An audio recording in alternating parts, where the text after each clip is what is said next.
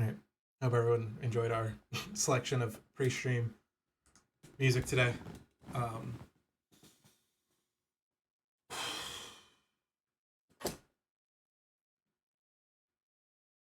Hi Jesse, good boy. For starters, what the fuck, America? I I don't know. I'm baffled. I'm sad. I feel like I'm more defeated this time than I was in like 2016. It's like in 2016, I didn't take politics super seriously, but I knew that I needed to go not let Donald Trump win because like the shit he was saying was kind of scary. And then I went to a watch party, and it was like, oh, it's gonna be fucking, chill. We're all gonna watch Hillary Clinton slam dunk on fucking Donald Trump. We got our first female president. Things are gonna be litty titty. People were drinking, having a good time. And then by the end of the night, we were fucking silent, just staring at the screen, like, what the fuck? How could this happen? Um, and like, the one like silver lining from all of this is that the Democrats do best when shit goes sideways because it gives them something to run on. And I feel like they banked on that a lot this time. Cause like fucking Joe Biden could have like codified Roe v. Wade into law, but he didn't. Joe Biden could have done like a lot of shit, and they're just not, because if they were to actually solve things, then they would have no platform to run on. And so we kind of just let all this shit happen, so that way the Dems could fix it, and then they fucking lost. So now shit is fucked now, and it's going to continue to get worse, which is frustrating. Yesterday I dead ass I just called into work because like 1 in 8 of my students is identified for ELL, meaning that like they don't speak English at home. Um, our GSA, our Gay Straight Alliance that I co-sponsor, is larger than it's ever been. The fact that I have female students, like, how could I go to school and look them in the eyes and be like, "Hey, sorry, shit just kind of happens. What are you gonna do?" Um, and something that's like extra frustrating for me is that in 2016 he lost the popular vote, but he won the electoral vote because the electoral college has been and always will be rigged in the Republicans' favor. Um, because prior to Tuesday, the Republicans hadn't won a popular vote in 20 years because the Republicans are not popular. What they stand for is not popular. I like believe that as a whole in America, even though our government fucking sucks, the people are at least like decent. Um, feel a little bit less like that now. Um, the Democrats did such a poor fucking campaign job that they lost 10 million voters. We had 10 million less people turn up to vote because they ran such a dog shit campaign. Um, and like, I don't know, fucking, like, it felt like there was something worth fighting for the first time, but now I personally, I'm burnt out. I'm defeated. If this is what the like plurality of America wants, fucking let them have it. They deserve to fucking eat all this shit that's gonna come their way. Um, like I don't know. I don't know what it would take at this point to get people to wake the fuck up. People bought into the lie that Biden caused inflation, which is crazy. It's like, don't get me wrong. Trump caused inflation because during COVID, the government had to spend a lot, which causes an increase in inflation. Not saying he's wrong for doing that, but that is what happened. And then the cool thing about inflation, right? It inflates, it goes up. So the prices of things go up. Um, and then the crazy thing is like, unless we're like literally in a financial recession, the prices don't come back down. All we can do is try to curve inflation, which we did. But people are so fucking stupid because it happened so late in Trump's presidency. They're like, look at Biden making things worse. And then fucking like Nobel Peace Prize winning economists were like, hey, this Kamala plan is gonna like make things easier for the average American, and the Trump plan is like gonna be better for millionaires and suck for literally fucking everyone else. But everyone is so fucking like, fucking ooh, new stimuli. It's like fucking things are bad now. Surely Trump will make things better. It's like, no, literally the exact opposite. Like it's so frustrating that people are so short-sighted and like the one, just like media literacy in this country is abysmal, and then two, just like the lack of like critical thinking and like trying to think like more than a step out is too much for the average American. And so we fucking here we are. We got back with our ex who should be in fucking prison right now. I just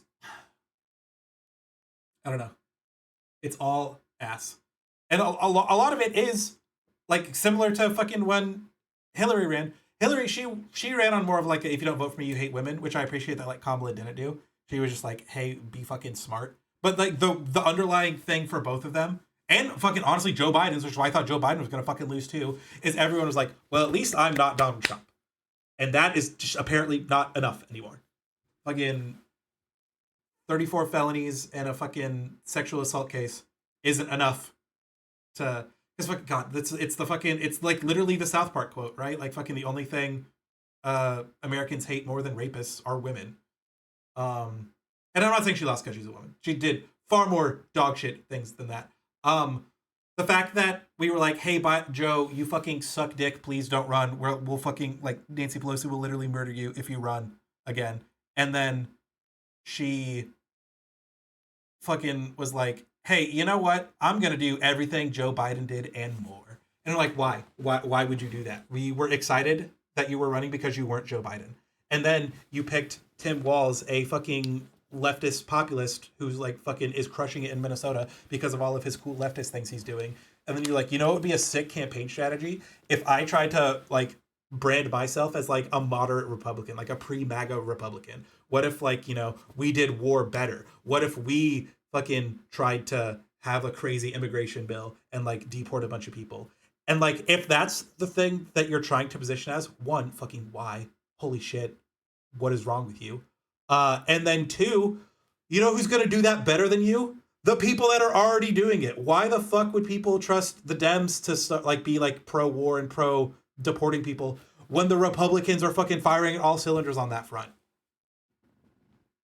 The fear mongering of sending your children to school and they will come home different genitals. Yeah. Also, just like the fucking like lack of like competency, because like here in Missouri, we just voted to end our abortion ban, which is sick. Like we got that. America, don't get me fucking started on Missouri. Fucking, we voted in Josh Hawley and what the fuck ever dick ass Quaid as governor, like two super fucking like MAGA Republicans. But then we raised our minimum wage, we turned down a raise in like retirement for cops, and we ended our abortion ban. Like what the fuck is going on in the state? I hate us.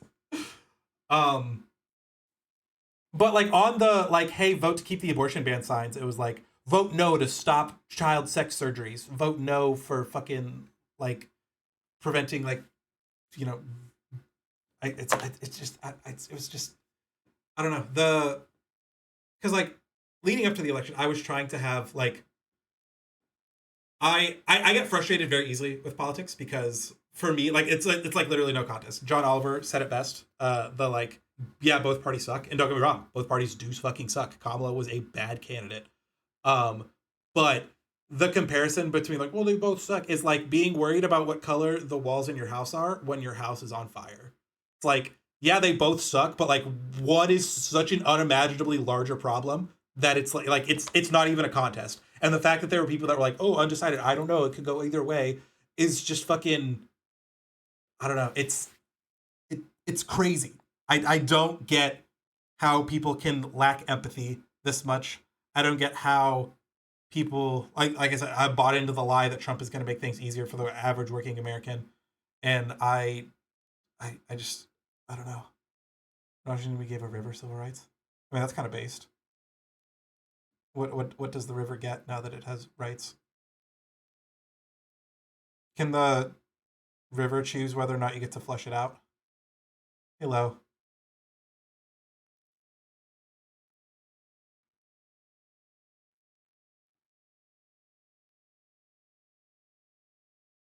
A post of insight for your stream. Also, all the people on Twitter should go to Blue Sky. Fair. There's nothing Harris could have done because voters primarily care about their personal finances at the same time as being economically illiterate is kind of an unsatisfying conclusion, but here we are. Yeah.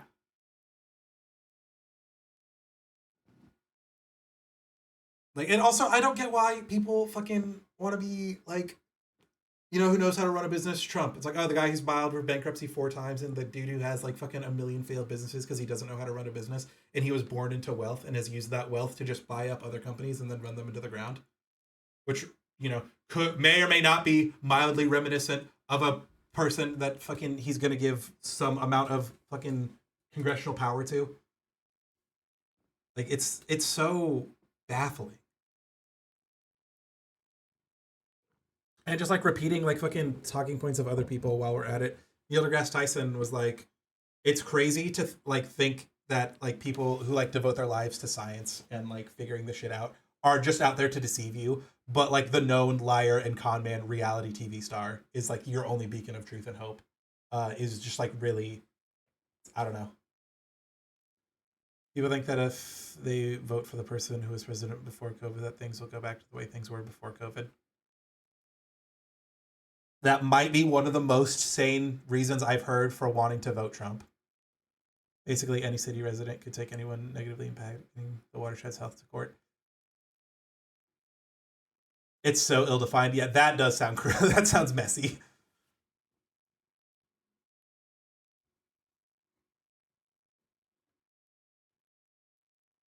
It just, I don't know. That's like the main stuff I wanted to say uninterrupted. At this point, I'm gonna hop in the Discord call if anyone has uh perms for the stream call. Actually, you know, fuck, I'm hopping in the lounge. Anyone wants to come in and vent your frustrations. There's one more angle. Evangelicals want the world to have the second coming of Jesus Christ in court. True, and it's again fucking the adulterer, the 34-time felon, the convicted sexual assailant. Now he's the Christian. He's the good, upstanding, religious fellow you guys want in your corner. God, fucking here. I have a couple of Facebook posts that I shared. And fucking God, joke I came up with as like a coping through the fucking sadness. Did you guys know that Kamala's husband's name was Doug? I thought it was Owen because this bitch went 0-7 in the swing states. You had one fucking job, was to go to those 7 states and be like, hey, please don't fuck this up. And you lost every single one of them. What the fuck?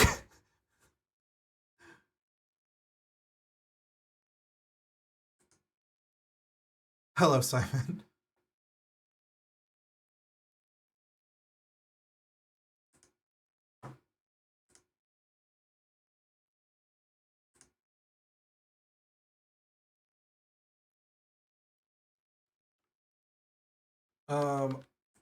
Also, because I'm incredibly based and saw a post. Hold on, I need to studio mode this so I don't accidentally dox people.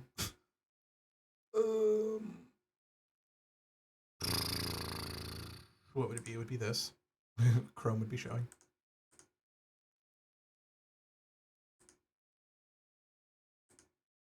And then we're gonna boop like this so people's names are out of it. Perfect.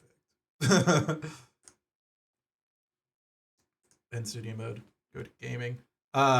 If you've ever seen this Whitest Kids You Know skit, here's a screenshot from it that I made as my cover photo on Facebook for no reason. Can't think of a single reason what this image has to do with anything. We might play the skit later. My parents only have 2 people who are celebrating their church group on Wednesday, so I know who to hate and who the rest of the good people are. Yeah, I was talking to one of the other paras at work, and then he was like, yeah, I'm afraid to talk politics with the teachers because I don't know who to talk to. I was like, it's like an 80-20 split at our school. Almost just by virtue of working in education and us being educated people, and then also caring about, you know, our students and what it means for them. Very few people were happy at the school. I can only think of like 3 people off rip that were pleased with the outcome. There's probably more, but I know of like 3 for sure.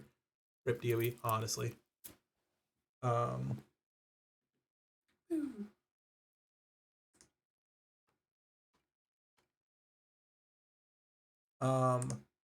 no, so a post I saw that I liked a lot is that like Donald Clump, I mean, fucking might as well be. Donald Trump is a masterclass in white privilege. He can't say enough racist things to be a racist. He can't commit enough crimes to be a criminal. He can't fail enough times to be a failure. He can't say enough stupid things to be stupid. And the idea of him overshadows any like reality of who he actually is. The Christian savior who doesn't know the Bible, the adulterer who fucks porn stars and steals from charities. It's the promise of the protection of whiteness that he represents.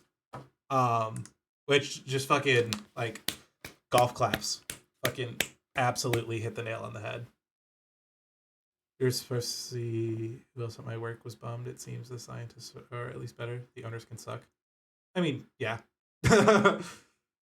As business owners tend to do. I blew up on my Yu-Gi-Oh group chat. That's why I have Thursdays free now, because I used to go play Yu-Gi-Oh on Thursdays. And there was like 2 people that were like really like chirpy, and I like tried to like have decent conversations with them. And like when I debate politically, like with like people I know, I try not to be like, listen, dumbass, this is what we're doing, because being like so ostracizing to MAGA people is like what galvanizes them in their beliefs. And so if you want to try to like make any sort of head ground, you need to like try and present your things like semi-logically and like show that, like make them not feel like they're entirely invalid. But that being said, he got fucking body bagged like 3 or 4 times in a row every time he tried to talk in the group chat. Me and another person would like team up on him. And then eventually he was like, you know what? Why don't we just not talk about politics in the chat? I was like, I never started, but I will fucking finish it. I'm not gonna let you guys just fucking spout Trump shit for no like, and just like let it stand, because that's just not the type of person I am. And just the Yu-Gi-Oh community is not the most savory of places anyway. Homophobia and like the use of the R word and things like that are pretty common amongst card players for some reason, which is like really disheartening as someone who's, you know, very progressive and likes playing cards. And yesterday morning, he's fucking, guess who's fucking all chirpy talking about politics in the fucking group chat? And I was like, oh, so like now that you get to like not look like an asshole, it's okay to talk about politics. It's almost like you never cared about talking about politics and you just cared about getting dumpstered on. And then I don't know, just the rest of the group's indifference towards like letting this stupid bullshit just like walk, just like made me upset as well. I was like, the fact that you guys aren't more upset by this is upsetting to me. And so I told them that they need to learn some empathy and grow up. And then when we decide to like stop letting shit like this just like be a thing in our community, then I'm gonna fucking peace out. Because like when I was getting pissed off that the dude was like tripping off, there was like 2 or 3 people that were like, well, are we just gonna let politics ruin our friendship? And it's like, yes, literally yes. If you voted to take people's rights away because of whatever delusional reason that you have, and like you couldn't like see like the larger picture of what was going on in this election, then yes, I am gonna let this ruin our friendship, and I'm not gonna fucking be friends with you. So I got nothing to do on Thursdays now, so here we are.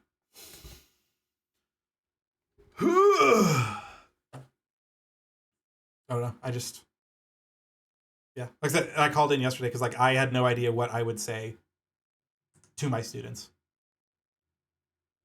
You have an appreciation for political differences. You have zero. Exactly. Like I literally like trying to like connect with the guy. I was like, listen, I hate Kamala, but I'm going to vote for her. If you can agree that like you hate Trump, but like he's the only thing that is like mildly right leaning that we have in this country, then and you're like begrudgingly voting for him because like you hate him, we can like handshake. I still think you're fucking stupid, but that I'm like okay to like let slide. But if you like anything that Trump is actually saying, then just fuck you. You're a piece of shit. I've got nothing for you.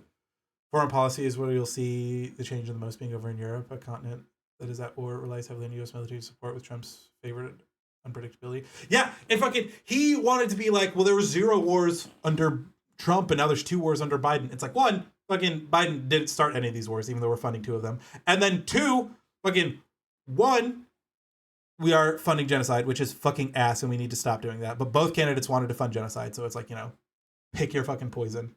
If you weren't voting because of that, then I don't know. Fucking, we got the worst of the 2 options. Congrats. Hope you feel happy with yourselves, people who didn't vote. And then on the flip side, the other war we're funding is we're funding people trying not to get fucking steamrolled by a larger country for no reason. And now that Trump is fucking president, we're gonna let the big country steamroll and we're gonna fund the genocide even more. Because like with the fucking Israel thing, Kamala was like, you got a pinky promise not to use this money I'm gonna send you for genocide. And then they were gonna be like, okay, and then do genocide anyway. Whereas Trump is like, hey, you guys need help with this genocide. So like the genocide is gonna happen regardless because America fucking sucks. But I don't know. Russia's going on since Crimea was annexed in 2024. Just came kinetic in 2022. Fair. Oh, 2014. Reading's hard. Yeah, there's a difference between like, because like North and South Korea, they like fire missiles at each other all the time, but like no one is like actively invading the other. And I feel like that's the difference, is that like no one is they weren't actively invading Ukraine, which is the problem. Also, as someone who is mildly ill-informed, why did who annexed Crimea? Did Russia annex Crimea, right?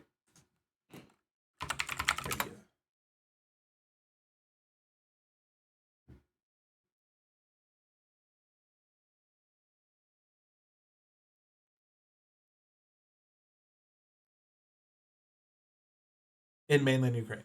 Oh, so Ukraine gained. How did Ukraine gain Crimea to begin with in 2014? It was a democratic vote of the people of Crimea to cede from Ukraine to become a Russian province. So says the official story. Okay. Because I could see if it was Russian, they defected to Ukraine and then Russia's invading to get it back. That like makes sense to me. Why, if they were Ukrainian and they seceded to Russia, is Russia invading Ukraine?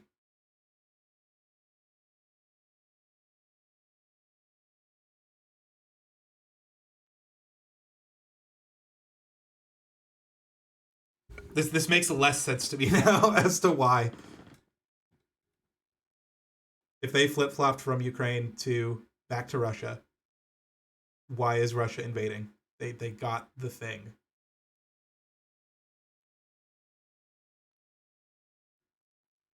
I wish I could not run ads. Can I fucking? I'm gonna go in and set my ads to significantly lower, like the lowest I'm allowed to run.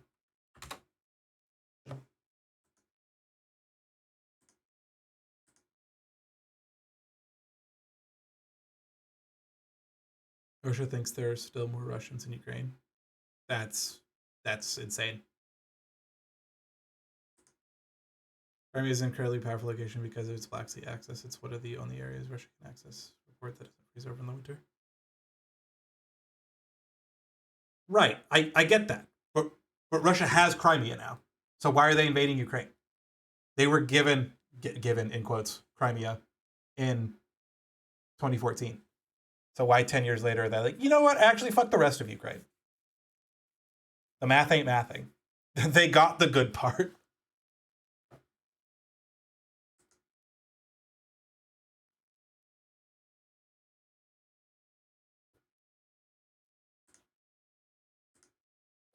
What the fuck do I need right now? Back to Twitch. Is it Stream Manager? Creator dashboard. I also don't know if this is even gonna update on this stream.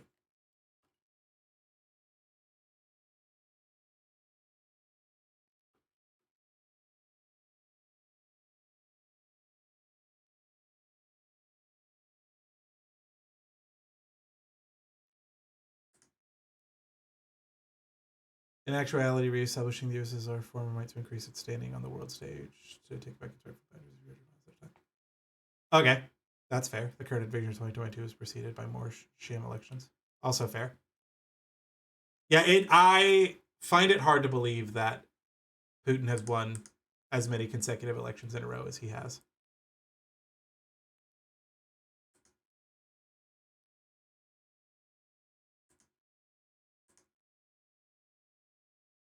I don't need to view the new ads manager. In 30 seconds per hour is the least amount of ads I'm allowed to run.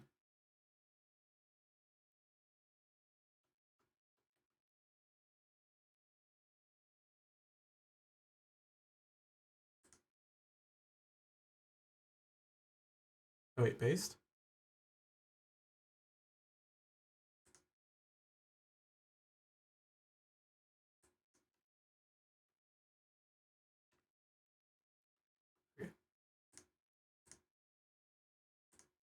I don't know if that's actually gonna. You got actually jump scared by a pizza ad. Holy, I'm sorry. As I just changed it to only do 30 seconds of ads an hour now, so hopefully we're chilling. Because I don't really want a ton of ads on the stream, and I don't want people to have to subscribe to listen to me just be frustrated and upset by this country. Um, but yeah, no, I spent most of yesterday crying in bed, being frustrated, arguing with people online, and then also looking up immigration paths to other countries. The UK is fishy. I was talking to Curly about this. Um, because they're an island, they just like don't have like animal borne diseases. Like rabies, just like is simply not a thing in to Trump because Biden increased the number of ads on Twitch. So true. Um, oh, so because the UK is an island, like rabies just like isn't a thing, and so like it would be really hard, and we'd have to do like a lot of tests and like a lot of like stuff for me to be able to get Jesse over there, which is kind of a deal breaker. I love to see. Where's he at? Jesse, come here. Because imagine just not being able to do this in the middle of stream. What the fuck? Look at this good man.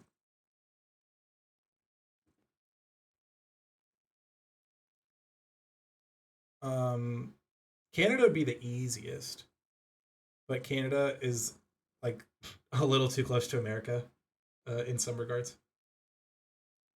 Oh, what a good man. And as like being someone who is good at your weather's pretty shite. I mean, it is what it is.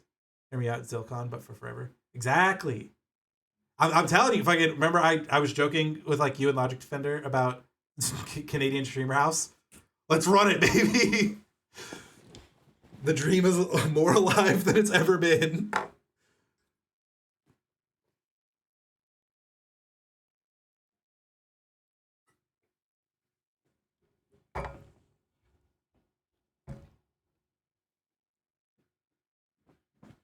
Right, leaning groups funded by Russia. Fair.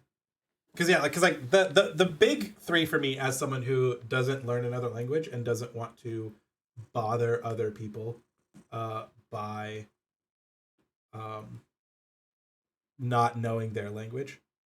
Uh, Godspeed Gamer. Think about it. Canadian Gamer House. It could be us. What the fuck am I talking about?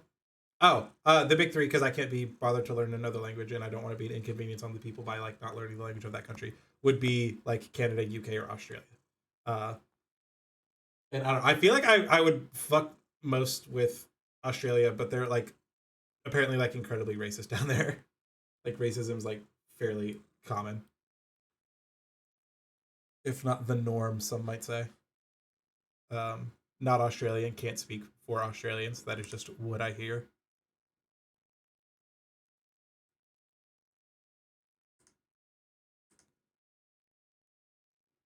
Empathy.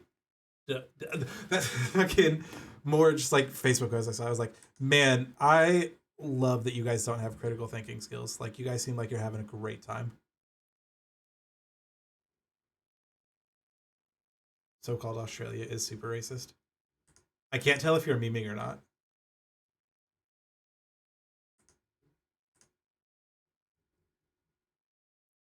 I just heard like on Cold Ones in I did a thing. They mentioned that very selective entry policy in Australia also. So the cool thing is that like I work in education and have experience doing that. So like I feel like it would be easier for me specifically than most people. No, it is super fucking racist. Okay.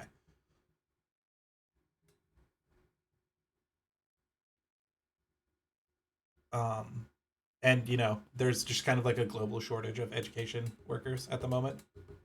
So I feel confident in that regards. But like, it would be nice to bring my sibling and my niece and my dad and things like that. But one is a sales manager at Party City, and one moves cars. All right, he drives cars now. He used to like park them in the bay to get worked on, but now he's a parts driver. So, you know, not a lot of esteem in the Guthrie household.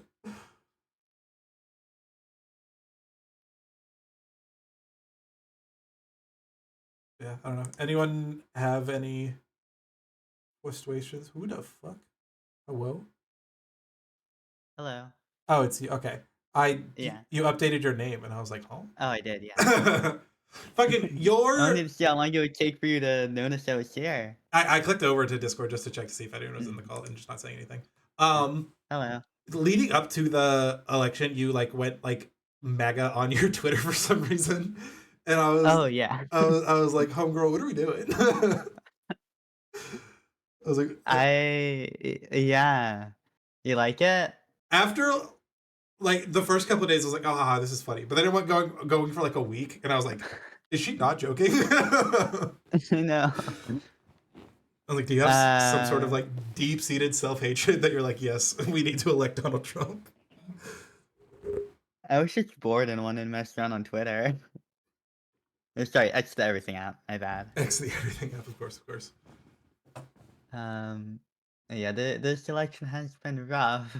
Yeah, I Um, don't know. The whole country is fucking cooked. yeah. Like I don't have the fight in me anymore. Not just because like I don't think that it can be done. I don't think the country deserves it.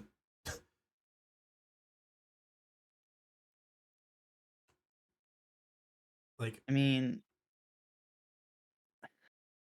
I don't know. I think it's worth staying and doing our best to make it better. Just people were clearly uninformed. Um, Best you can do is inform them. And hey, everything's Republican now. We'll see if they can fix everything. You know? right? Do exactly what they said they were gonna. They're gonna fix it. It's everything's gonna Yeah. be fine, guys. And if it doesn't get fixed, then people won't vote for them again, hopefully. Surely. um, it's just something I'll have to see.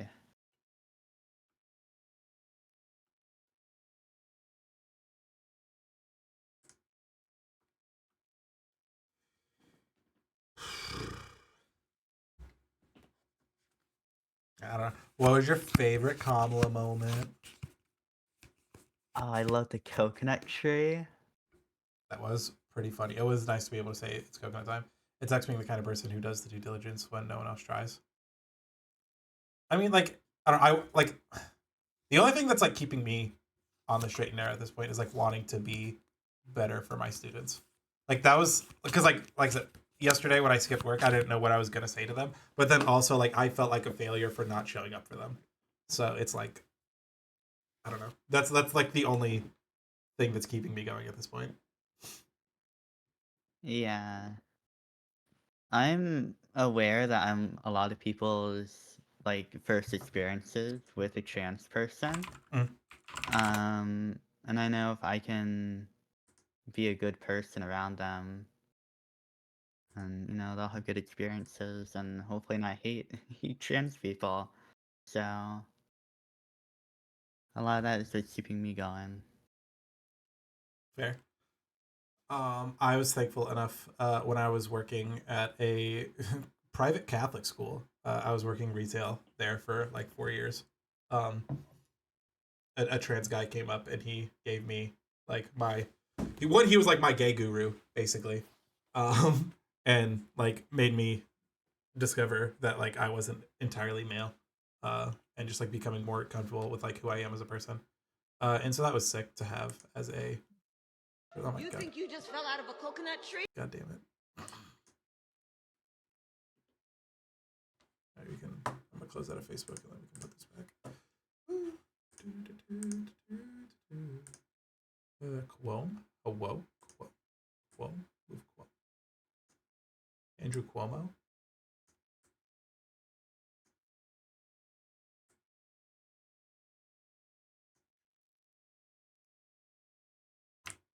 Nope, not that one. Is this that one? It's that one. Oh. Dinner question: is there a link between religion and transphobia? I wonder if more conservative options spawn because you're changing what God created. Um, I don't know. I know, like in Japan, which is like a pretty conservative country, they're more homophobic than transphobic, and they're like open to trans people because like because they view trans women as women. It's better for you to transition to being a woman and date a guy, so that way you're in a straight relationship rather than be gay. So like, I don't necessarily know if it's like conservatism, but it definitely is like a hot button issue. And then fucking, oh my god, I was one of the dudes I was arguing with. We were talking about abortion, and I was like, why would we take a right that someone has away ever for any reason in general? They're like, oh well, he didn't ban it, he just made it a state's issue. I was like, cool, but it was a federally protected right, and now it's not. Why the fuck would you ever for any reason? Japan is complicated because of the birthright policies. Fair. Um, and then he was like, well, what about the rights of the kid? And I was like, cool, what about people that are going to fucking die from having their baby? And he's like, well, that's only like 0.3% of abortions. And I was like, okay, and trans people are like fucking 0.3% of the population, but you guys won't shut the fuck up about them. Like, I don't know, the fucking, just like the inconsistencies. It's like, oh, 0.3 is insignificant when talking about abortions, but it's a fucking huge amount when talking about the American population. Like, fuck you. Here's this Kamala coconut thing. That am I on the right settings? I am on the right settings. You think you just fell out of a coconut tree? You exist in the context. Talking about the significance of the passage of time. Right? The significance of the passage of time. Kosher salt, fresh ground pepper. Maybe chop up a little thyme. You could also chop up, but not with the thyme, just the salt and pepper. Mix that up also with some thyme. You could even do it with rosemary if you want. The context of all in which you live and what came before you. Based with butter. Yes, hi. Jesus Christ.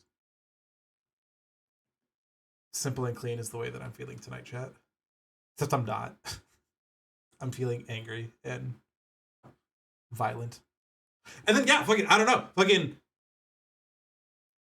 we've been like saying things that are like, I want bad things to happen to the people that did this. And I'm having people comment, I was like, well, that's not very, or like, that sounds like it's inciting violence. I'm like, good. I hope it fucking does. If you guys can do this shit, why the fuck can't we? I am so sick and tired of the Democrats in general being like, oh, well, we have to be like the party of decorum. You know, we want to like try to meet Republicans in the middle and like work together. When the Republicans don't give a fuck about that. Why should we have to give a fuck if they don't? They are off doing their own fucking thing and they're fucking crushing it. Fuck trying to give a shit about anything that they have to say and just do your own fucking thing. Like, it's... Ah!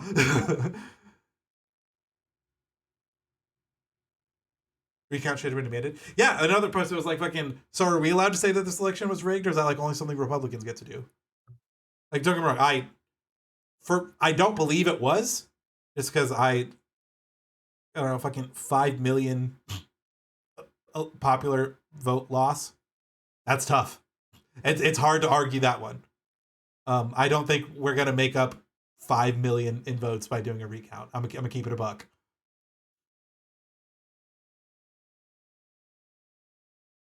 Because yeah, I have the page here. Fucking lost every swing state, which is crazy. Fucking shout out me, one of the 2.5 blue dots. You've got the two cities trying to leave the state and the college town. I think Missouri banned ranked choice voting by.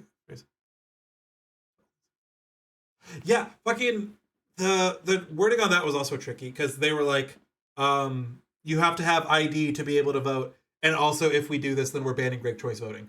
It's like, motherfucker, that shit passed like what, like 70%. What does it talk about, like the specific ballot measures? No, it doesn't look like it does for Missouri. Yeah, but it just fucking, it's frustrating. Amendment 7, yeah. I was like, most of the shit that I wanted did pass. Fucking abortion ban ended, minimum wage went up, fuck cops, fuck the boat casino.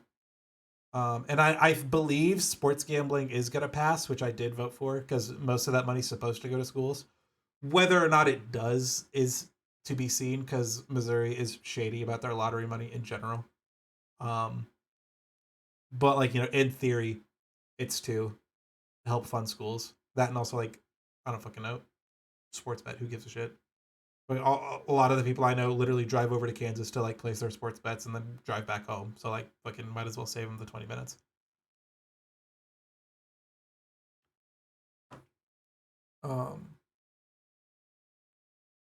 Yeah, I don't know. It's just staggering, but also 69 nice.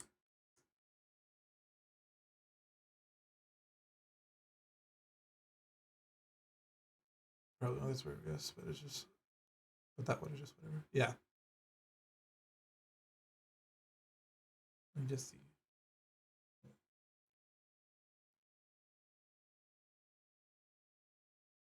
Dude, this looks like a fucking like MAGA fantasy person made this on their road to 270.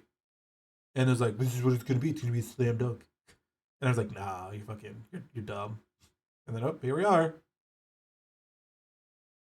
I made a like prediction map when I had civics a few years ago. Um, and at the beginning of the night, I was like, okay, this could actually be very close to what I predicted. No. No. Unfortunately not.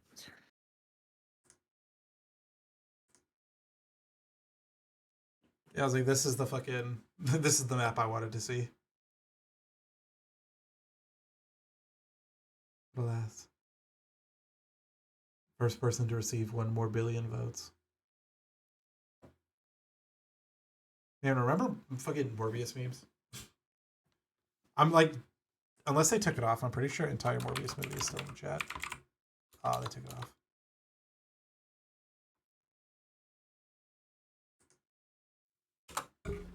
Is this the Pog tent you guys signed up for?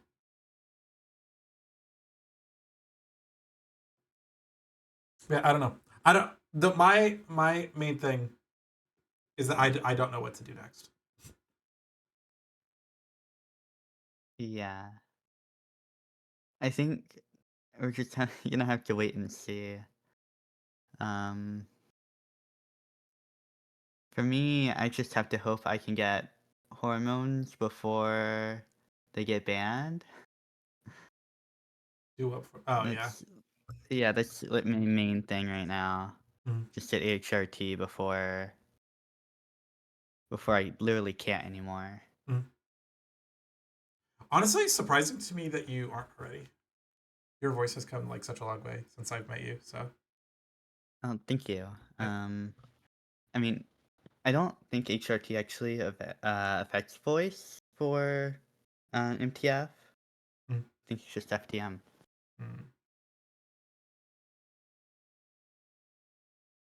Okay. Either way, you're crushing it. Victor 538, which Thank had you. 50 scenarios for Cage, 49 for DT, and 1 of them. Wow.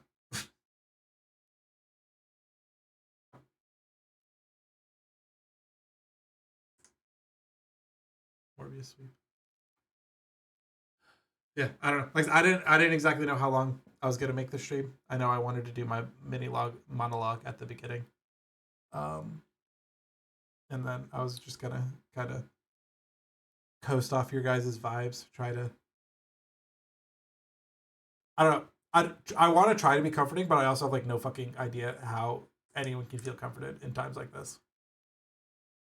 I had a lot of people that said that like they because we've already been through a Trump presidency, they felt like resolve and like if they felt better about this because like we've been through it before, we've been through it again. It's different this time. Dude is mad. Dude is angry. Dude has like a fucking vendetta against everyone. And he's like more galvanized in his beliefs and like think that he's like doing that good shit more than ever, which is scary. Like letting these people be confident and feel like what they're doing is right is horrifying. Before Department of Edge is killed, we were trying to pay off all of the family student loans. I mean, yeah, fuck. If we kill the Department of Education, I pay my shit back. Fuck you guys. I was also kind of waiting for the economy to collapse and I didn't have to pay those back anyway. But if they want to accelerate the process, be my guest. I heard the rest of the politics podcast. It's a UK originating podcast with the US arm now, and they hosted an election results YouTube show. I thought this video was interesting to take up why people vote Trump. Not through hate, but through indifference, lack of political engagement. I was only focusing on the issue of... Okay, fucking more things that I meant to rant about. Thank you for talking about that. One of, like, the historical, like, Democratic slam dunks is we've always had the young vote. And then this year, 47% of men 19 to 24 voted for Trump. And, like, the major siding, they were like, oh, I wasn't going to vote. But then I watched Joe Rogan, and I want to scream. How is that? Like, how did that... It definitely moved the number, for sure. It had a non-zero impact on the election. Fucking Joe Rogan's, I took horse fucking antibiotic, like, you know, horse medicine when I got COVID. Rogan had a non-zero impact on the election. He's even further in dementia and has... Yeah, fucking someone in the chat, like, before I started, like, popping off on everyone for being fucking stupid, he was like, Trump's 82, Lamau. Or 81, however the fuck old he is. And I was like, yeah, him and Biden were the first and second oldest people to ever run back in 2020. And then one of them ran again 4 years later. Like, how the fuck did we elect a fucking, like, dementia ass, doesn't even know where he is ass, fucking...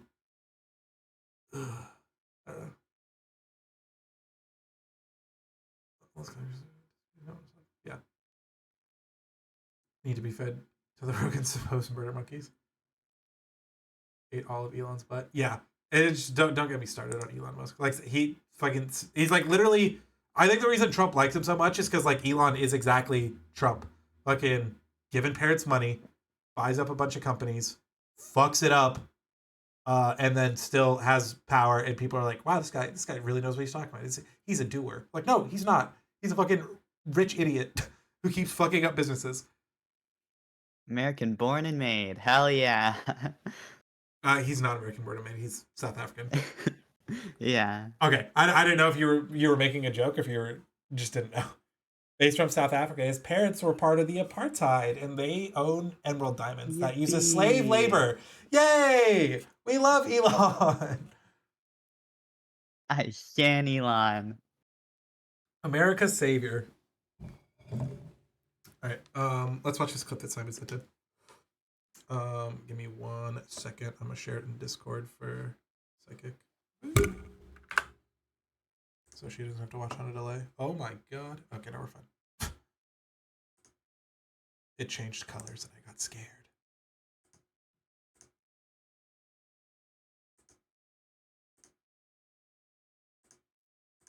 Where the BBC should be investing in developing a bigger market here, because it's wide open for the sort of journalism they do, instead of which they're getting rid of hard talk and cutting the budgets, etc. Dominic, what do you as the person who got it right, what do you think we got wrong, Dominic? So it goes to something that I often think about politics, which is that people who are very... I mean, you do a politics podcast, as does Anthony. I think the one thing that people who are very interested in politics get wrong about politics more than anything else is that most ordinary people are not interested in politics, do not follow it, do not care, do not understand, or do not care to understand. I'm not saying they're incapable of understanding, but they don't choose to follow. I will say I didn't follow politics until after the 2016 election, and my life is significantly worse off because I am up to date on politics now. It's like, I get it. Ignorance is bliss. It would be so nice to be able to tune this shit out. But it is also an incredible amount of privilege to be able to not follow politics, because you know that, like, regardless of what happens in politics, it's not going to affect you. So, like, as someone with friends, students, sort of myself, I'm technically trans because I identify as non-binary, but I'm male passing enough that I don't think it's ever... Like, I have never faced depression for being trans. And so it's like, while I am trans, I don't feel like I don't have the same struggle as most of my trans friends. But yeah, so like, these are all things that I have to like consciously and constantly think about when it comes to politics. So like I can't just like tune this shit out. It would be a lot nicer if I was just, you know, fucking lower middle class white guy, just fucking vibing. It's like, oh, fucking, I guess bread is more expensive now. Because I don't drive, so fuck a gas price. I don't give a fuck about you. I'm gonna ride the bus anyway. Yeah, I was To talking immerse to them- one of my friends about politics, and he was like, I don't want to think about politics. I don't really care. And was kind of getting mad at me and my trans friends for talking about it, and I just had to be like, as trans people, we're literally embedded in the fabric of American politics, and we can't do anything to change it. So we're gonna talk about it, and I'm sorry about that, but we just have to. So. Yeah,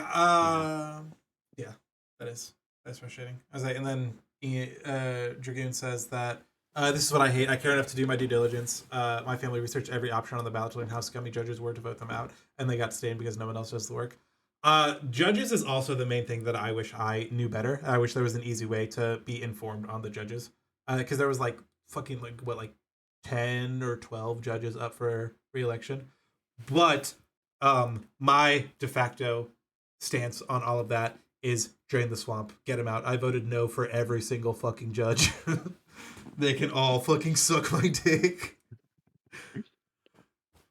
But yeah, no, it does suck that like people showed up for their I'm a one issue voter. I have there's a friend that I do content with, and he is like very Catholic, and so he's like, oh well, the only thing I care about is like voting for abortion. I was like, you're a fucking idiot and I hate you. If that's your one reason, stay home, bud. Please.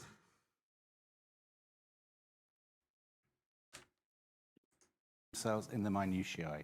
So all the things that we kind of off air before we recorded this were saying this will do for Trump, this will kill him, you know, all these. A lot of people don't know about those things or don't care. And as far as I can tell from the exit polls, the single biggest issue for people was the issue that is almost always the single biggest issue in every election, not just in America, but everywhere in the Western world, which is the economy. Are you better off? And I think the inflation a couple of years ago clearly really hurt the Democrats because Harris was tarnished by that. So all the things that we think should have destroyed Trump, Puerto Rico, garbage, blah, blah, blah, blah, blah. A lot of people probably weren't even aware of those things. I think at any given moment, most people... Well, all these news channels were talking about it for 24 hours. Right, because most people aren't watching those news channels. Because they turn people off. They have lives. Yeah. They're out doing... turn people Yeah, off. I think that's the one thing. I always think this about all political history. It's the one thing that people get most wrong, because the people who write the history care about politics. Well, can I say something? One of Tony Blair's absolute pieces of genius as a politician is he understood that all the time. And always used to say to us, you lot need to understand people out there aren't thinking about us the whole time. When they do think about us, they've got to be thinking about us on our terms, not our opponents. Can we just talk, I said before the break, talk about... Yeah. I don't know. And man, maybe I'd be a dog shit politician. I have no idea how to appeal to people that don't vote for politics, other than, you know, just fucking lie and make shit up. Like, I don't know, you can say whatever you want because fucking... Excuse me?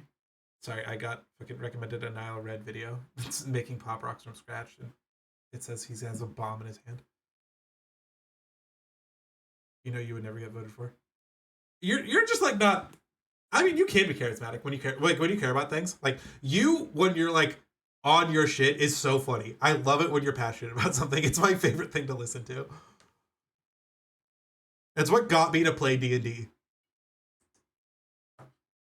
Listening to you and your talk about playing D&D with your brother. I was like, I've always like, you know, I like fantasy things, but I've like always thought D&D was kind of weird. But, like listening to you like be passionate about it, I was like, shit, you right. If I was Biden right now, I would executive order clean the house and Supreme Court gave. Yeah. Yeah, no, like fucking pack the courts. Fuck it at this point, right? Because fucking... Like at the end of Obama, they're like, no, you can't elect this, justice. You're not gonna be president. Why the fuck should you be able to choose that? And then at the end of Trump's term, they're like, if we don't fucking get this justice through right now, we're gonna fucking lose our goddamn minds. because they're fucking spineless and they don't stand for anything and they just want to do whatever it is they fucking want to do. So Trump got 2 fucking extra justices for no reason. It's a branch of political theory called information operations. It's the post-truth era that matters more who owns the narrative than what it really is. Yeah. More than that, Biden has nothing to lose. Some disappearances can happen. In Minecraft, of course.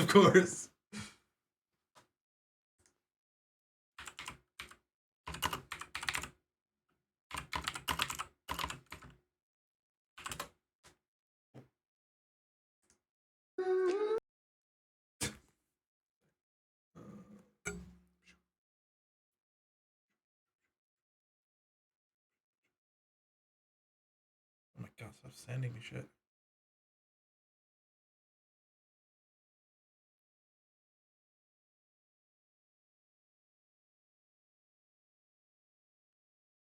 Sorry.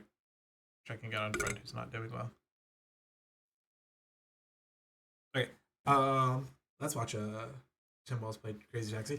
They should have done more things like that. Trying to like galvanize young people to get out and vote is something that Trump succeeded in a lot more than the Democrats did. Because the Democrats were like, hey, we want this fucking war to stop. And no one wanted to do that. So a lot of young voters were like, all right, well, fuck it. I'm not going to vote then. Kamala going on Call Her Daddy. Great. She should have done more podcasts like that. Like trying to like I don't fucking just being able to like take in a political figure like this as like a human being who just like, you know, is chilling, vibing, talking, having fun, looking like a real person, not having to talk politics all the time, is something that Trump is really good at. And so the fact that Trump has like, it's like what, like 45 to 50 hours of just like podcasts that he did this election cycle was really good for him. And Kamala went on like 1.5. And then AOC and Tim Walz played Crazy Taxi, which is incredibly based. He fucking put AOC in the dirt in Madden, and then he was like, bet, let's go play Crazy Taxi on the Dream. So did he just have a Sega emulator on his computer? Like, what the fuck was that about? He's so, and like I said, the fucking, why would you pick someone like Tim Walz? Because everyone got so excited. We're like, yes, Tim Walz fucking fucks. Honestly, next election, just give me Tim Walz.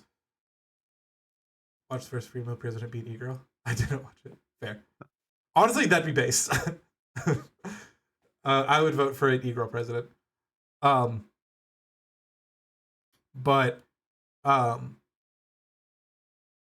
what the fuck am I ranting about?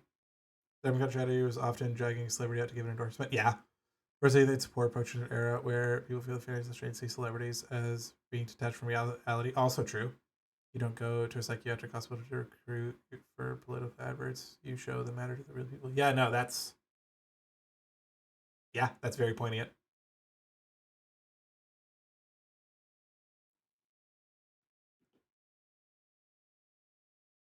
So here's the skit that exists. Also, pour one out for Trevor. I'm Trevor Moore. Did you know that it's illegal to say I want to kill the President of the United States of America? It's illegal. It's a federal offense. It's one of the only sentences that you're not allowed to say. Now, it was okay for me to say it right then because I was just telling you that it's illegal to say I want to kill the President of the United States of America. I'm not actually saying it. I'm just letting you know that it's illegal to say that. It's kind of like a public service. I'm letting you know so that you don't accidentally go out and say something like that. But what's interesting is that it's very illegal to say, I really, really think someone out there should kill the President of the United States of America. That's illegal, extremely illegal, very, very illegal, but not illegal to say with a mortar launcher. Because that's its own sentence. It's an incomplete sentence, but it may have nothing to do with the sentence before that. So that's perfectly fine, perfectly legal. I also found out that it's incredibly illegal, extremely illegal, to go on television and say something like the best place to fire a mortar launcher at the White House would be from the roof of the Rockefeller Hewitt building because of minimal security and you'd have a clear line of sight to the president's bedroom. Insanely illegal. ridiculously, recklessly, insanely illegal. Yet even more illegal to show an illustrated diagram. Insanely illegal, ridiculously, horribly felonious, because they will come to your house in the middle of the night and they will lock you up. Extremely against the law. One thing that is technically legal to say is that we have a group that meets Fridays at midnight under the Brooklyn Bridge, and the password is Sic Semper Tyrannis. So yeah, again, and when is that clip even originally from? It is from 15 years ago, fucking 2009. What a clip. What a clip. Truly wise beyond his years. All right, I have to shit. So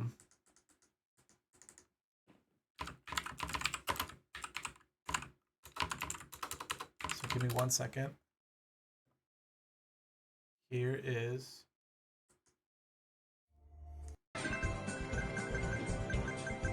It's weird having the music playing because it's never playing. All right, here's Subway Surfers. I'll be right back.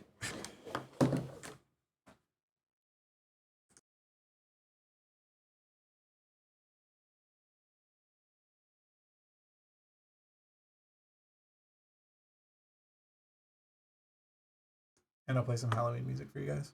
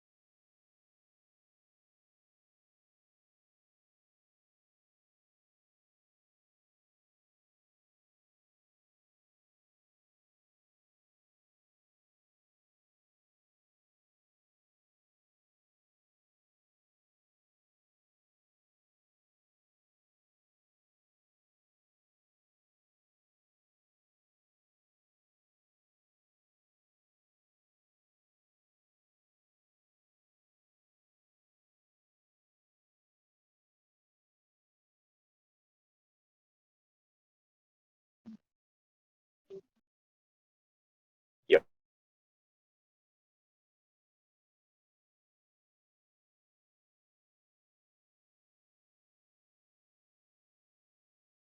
Oh, what's going on?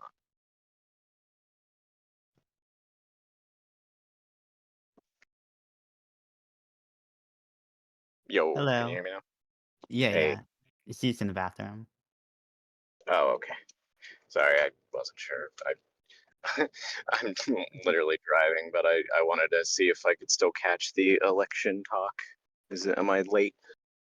No. Okay. Okay, I'll wait for Z to return from my rant.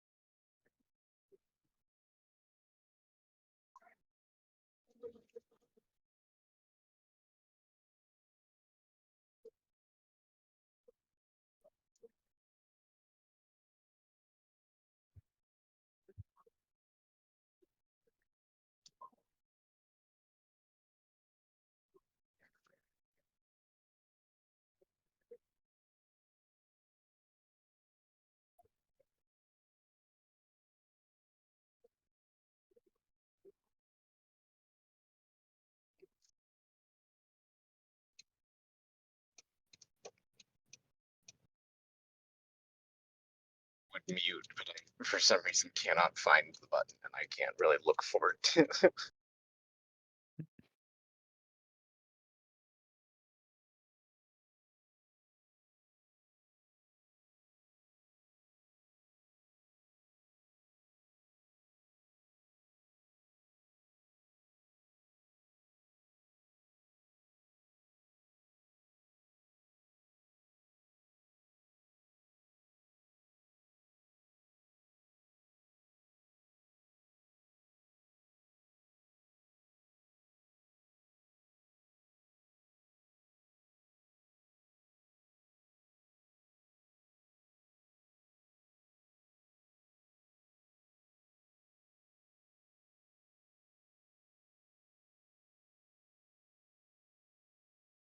Did you guys know that everyone loves a monster?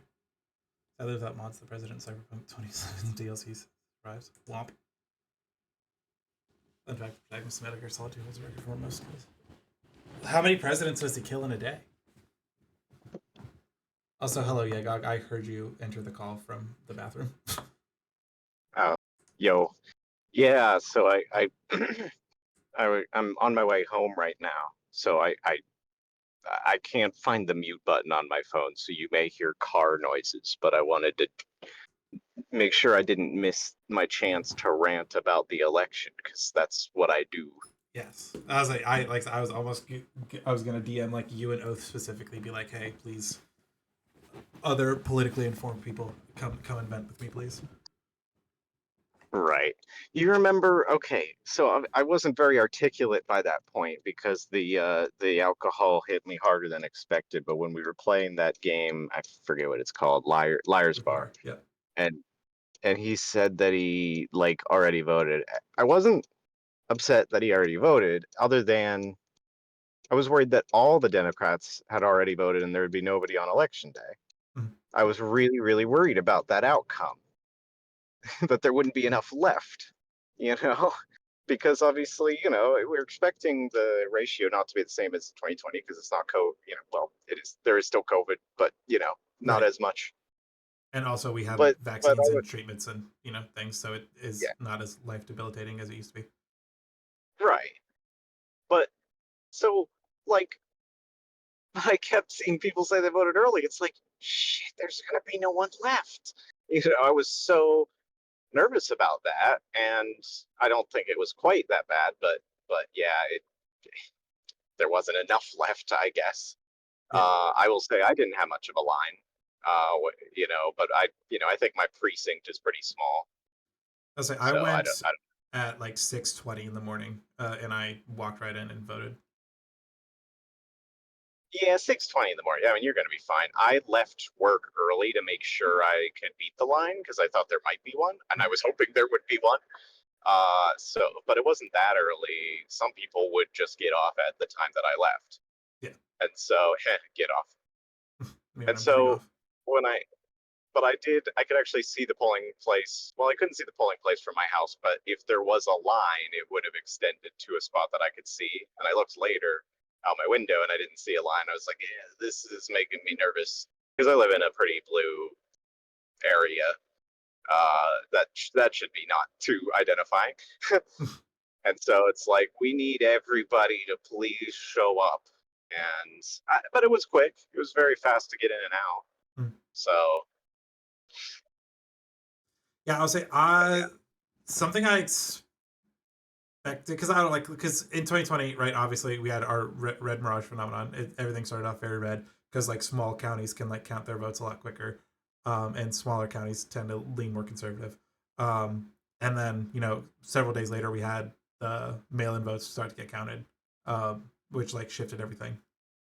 Um, I was expecting a little bit of that, but yeah, I don't know. Fucking like that, a 5 million popular vote swing is a dumpstering of all time. yeah, I don't think it'll close up once, because California is at like 58% counted, and there's even the like Oregon and Washington too don't have a lot. They do have a lot left. So it'll close up. I think the final expectation is something like 1 to 2%, but losing the popular vote is insane. Yeah, first And time in 20 years. Winning, Hmm. dude, winning New Jersey by 5 points is nauseating. Yeah, she barely won. Not barely, but like the Virginia gap was a lot smaller than it has been historically as well. But to be fair on Virginia, I remember 2016 and like, oh God, why is that one close? And then Clinton won by 5 points, and this was just another one of those. That's how Virginia counts its votes. I was never worried about Virginia, but what I was worried about was how long it was taking to count or to call it, Yeah. because the last time it took a long time to call it was 2016. you know, yeah, it's very in a lot of states it was very 2016, which at the very least you can say she didn't do worse. Other than like again, New Jersey was I can't believe that in New Jersey. Yeah. um, my scalding hot take is that she lost the election when she said she couldn't think of a way to that her administration would be different from Biden's. Correct. I also pointed that out. That like Okay. people were so excited that she was running because she wasn't Biden, and she was like, "Hey, what if I did everything Joe Biden ever dreamed of?" And we're like, "No, why? Right. Why on God's green earth would you think that's what we want from you?" I'm part of the swap. Genuinely, like Joe Biden, but younger. He's like not a terrible strategy because his policies, by and large, were not that bad. I mean, he couldn't get a lot of stuff that he wanted to get done through because either they didn't have a trifecta, or if they did, they had Manchin and Sinema in there. So it's like, okay, but like there are certain things like the Inflation Reduction Act was like a genuinely very good bill, and they Yes. couldn't even run on that. It's like it's crazy. And so like come up with something. Like surely you were expecting that question to be asked. Mhm. Surely you should have a prepared answer, even if it's something you make up. Like it doesn't have to be. People, undecided voters are stupid. Remember like the Family Guy, like 9/11. It's like Yes. genuinely, right? That was the whole conceit of that scene, was like, don't you know undecided voters are the stupidest people on the planet? It's like that whole thing of the anti-price gouging, I think, would have been a perfect answer. Yeah. The problem is anything she says she would do, then they'll be like, well, why don't you do it now? It's kind of a catch-22 question. And she knows that, and I think that's why she couldn't answer it. But here's the thing, maybe for a moment you respect people's intelligence and just explain to them that the vice president doesn't actually do shit. Correct. Fucking in the Yu-Gi-Oh group chat, people were like, "Why isn't Kamala doing all this?" I was like, "Brother, what do you think a vice president does?" Right. And it's like she ran against Biden in 2020 for the primary. They obviously don't agree on every little thing, or else she would have just been happy with his candidacy, right? Yeah. So it's like, yeah, you can be part of the same team and have disagreements. You can even spin that into sort of a, in the Democratic Party, we do allow, each other to have disagreements. If I disagree with the president on something, that doesn't mean that I'm a traitor and I'm a, terrible person. I'm censured by the party. If you want a party like that, like you could easily spin that into something like that. But it's just so weird. It really is just the handlers. I mean, Walz should have wiped the floor with Vance. I mean, Walz is great when he's unfiltered. And by the end, Yes. I think they realized that and they started letting him out of the cage again. But it was kind of too late. Yeah. Because yeah, fucking God, like during the debate, it was like night and day when he was talking about something he cared about versus when he had to regurgitate Kamala's dog shit that he didn't agree with. He was a different person in the same debate. right. I really like Walz. I mean, if there is a genuine 2028 election, like a real election, Yeah, fuck free having and him as fair a election, VP. Let the boy run the whole bitch. I think he'd be good, but I don't think he would win. I think it would be basically Newsom versus Shapiro. On that, as a Pennsylvanian, I think Newsom. I think Shapiro might have too many skeletons in the closet. Actually, Yeah. I mean, and I don't even mind him as a governor, but there's this weird thing with somebody like who was pretty clearly murdered, but when he was AG, he had it rolled as a suicide. It was like there's some weird that they would have been running with that. Like they made the right choice. With Shapiro, it would have been worse, Mm. and Biden would have run worse. I think he might have actually lost like Virginia or something. Maybe not won Nebraska second district. Mm. So like it was the right move, But if they had done it a lot sooner, they could have had a genuine primary and then somebody who was actually nominated by the consensus of people and not feeling like you're just installing someone. But by then, by the time it happened, it was way too late to do that. And that would have been way worse than just swapping her in. Mhm. So they made the right move when they made it. But I was screaming from the heavens. I didn't want Biden to be the nominee in 2020 Correct. because he was already fading by then. A lot of people say, oh, but he won. He was the only one who could beat Trump. I firmly disagree. I think anybody could have Correct. while Trump was botching a pandemic. Yes. You know, I mean, you could argue Bernie's kind of weak in that scenario because people want to return to normalcy in that moment. And somebody like a Biden represents that. Mhm. I think Bernie wins in 2016. I'm less sure of 2020. But it's also like just not Trump. Like we saw 2018, like people really hated Trump. You know, I was in a deep red district before Pennsylvania redistricted and voted in a special election where the Democrat won. You know, Connor Lamb beat, his name was Rick Saccone. He was a terrible, terrible candidate too, but still, like that's how bad the environment was for Republicans after 2 years of Donald Trump, right? Mm. Biden himself said anybody could beat Trump, you know? Like, why would you not be the guy? Seriously, I was 100% against nominating him, and then I was against nominating him again. Dean Phillips deserved so much better for even daring to do that. Mm. Yeah, I don't know, but I'm very much. We need a lib Ben Shapiro build. I think people are absolutely right about that. Mhm. Because so much of this is just based on misinformation. You know, like they don't. Also, There's just so much. you missed we Yeah, played go ahead. Sorry. you missed we played a clip that Simon shared with us about this like UK political podcast that is like starting their own American branch, and only one guy got it right that Trump was gonna win, and he said like the biggest thing is that like the average like person who goes and votes doesn't fucking keep up or know about politics. They just don't care. They can't be fucked. They don't want to know because keeping up with politics is like miserably depressing. Um, and so like that's why Trump is so successful because he's just like, yeah, I'm just gonna say clippable shit, and then people are gonna share my clips, and it's gonna go crazy. And Yeah, so that's and why that's he is as effective as he is because it doesn't matter what his policies are. It doesn't matter, you know, who he is as a person, as long as he looks good in the clip. yeah. Well, and that's why and first of all, that's why the debate went great for Kamala because yeah, he said clippable things, but they made him look insane, and she reacted appropriately.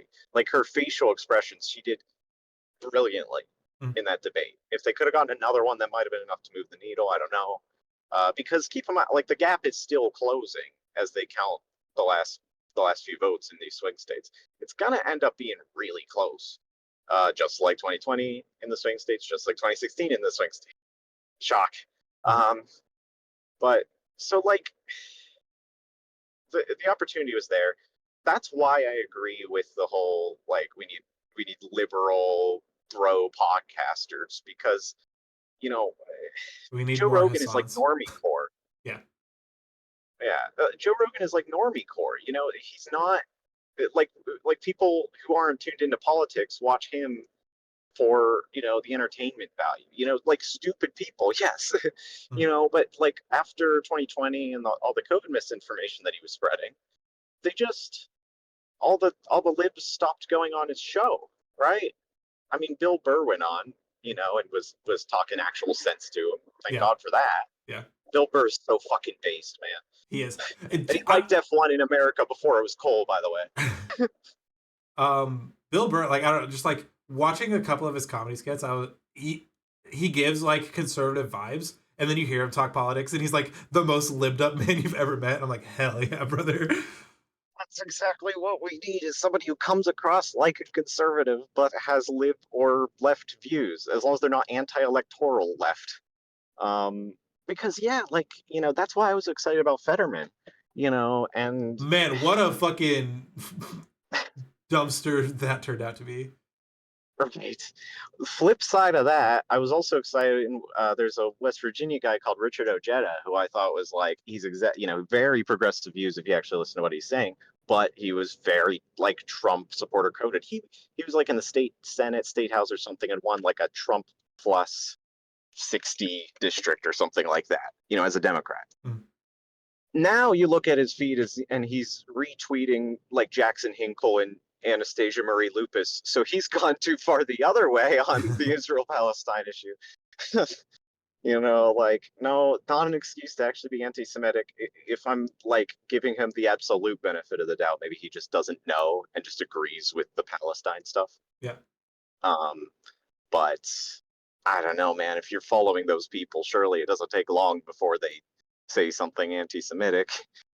They're very upfront about it. Mm.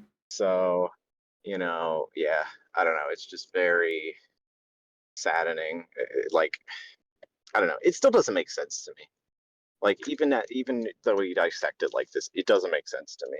And now we have to do the thing we had to do for 5 years and hope that when Trump says he wants to do something terrible, that he doesn't really mean it. And half the time it does end up happening. He doesn't end up, doing the thing that he says he'll do, and half the time he does. Mm. And we just have to hope that all the really fascist stuff is part of the not doing it. Right. The thing that is the scariest part is that like people that he's like said he's going to appoint to cabinets are tweeting shit like, "Is it okay to tell people that Project 2025 was the plan all along?" Like, one, duh, of course it was. But two, the fact that they're like mask off, just like saying, "It's like, yes, this is what we aim to do," is I don't think the guy that said that is somebody who he wanted to appoint, to be fair. well more than Matt Walsh has just said it. Oh, okay. Because Matt Walsh was I the would big need. one. Yeah, Matt Walsh is the guy I'm thinking of. Yeah. I get him confused. What's the other one? Joe Walsh? The guy who was a big Trumper and now has become one of the biggest anti-Trumpers. Good. Which I respect, like anti-Trump Republicans, I mean, which I respect, even if like I probably would disagree with like most of his views. Like Mike Pence, I'll defend to the death despite the fact that he's a raging homophobe just because like he did the right thing in the end. One, welcome in, Krello. I didn't see you come in. And then two, Lucas Kuntz ran as a Democrat. I believe he was Republican senator, or was he the governor that ran? But either way, he ran with every ad being as centrist Republican as possible. He even accidentally shot a journalist. He's so based. How do you actually shoot a journalist? Senator is what he ran as, or ran for. I also did not hear that he accidentally shot a journalist, if you care to elaborate on that. Against Holly, yeah. Bro, fucking Holly winning makes me sad. Ted Cruz winning also makes me sad.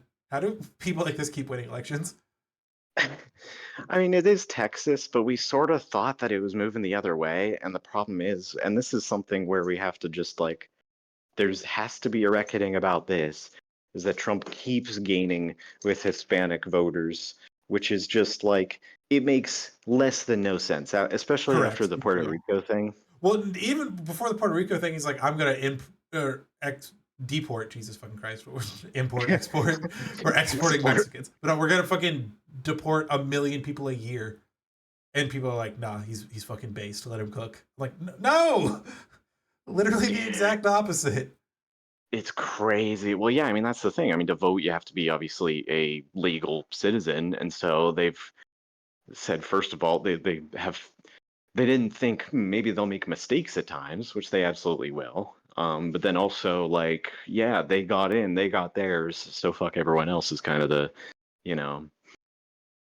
mentality, which is, that's the thing. You unfortunately have to appeal to that type of person, Latino or white or whatever. I mean, I'm not even speaking about like, that's just one example of the issue.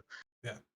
I was like, well, with the, like him gaining support with Latino voters is it could be like a crabs in a bucket type thing.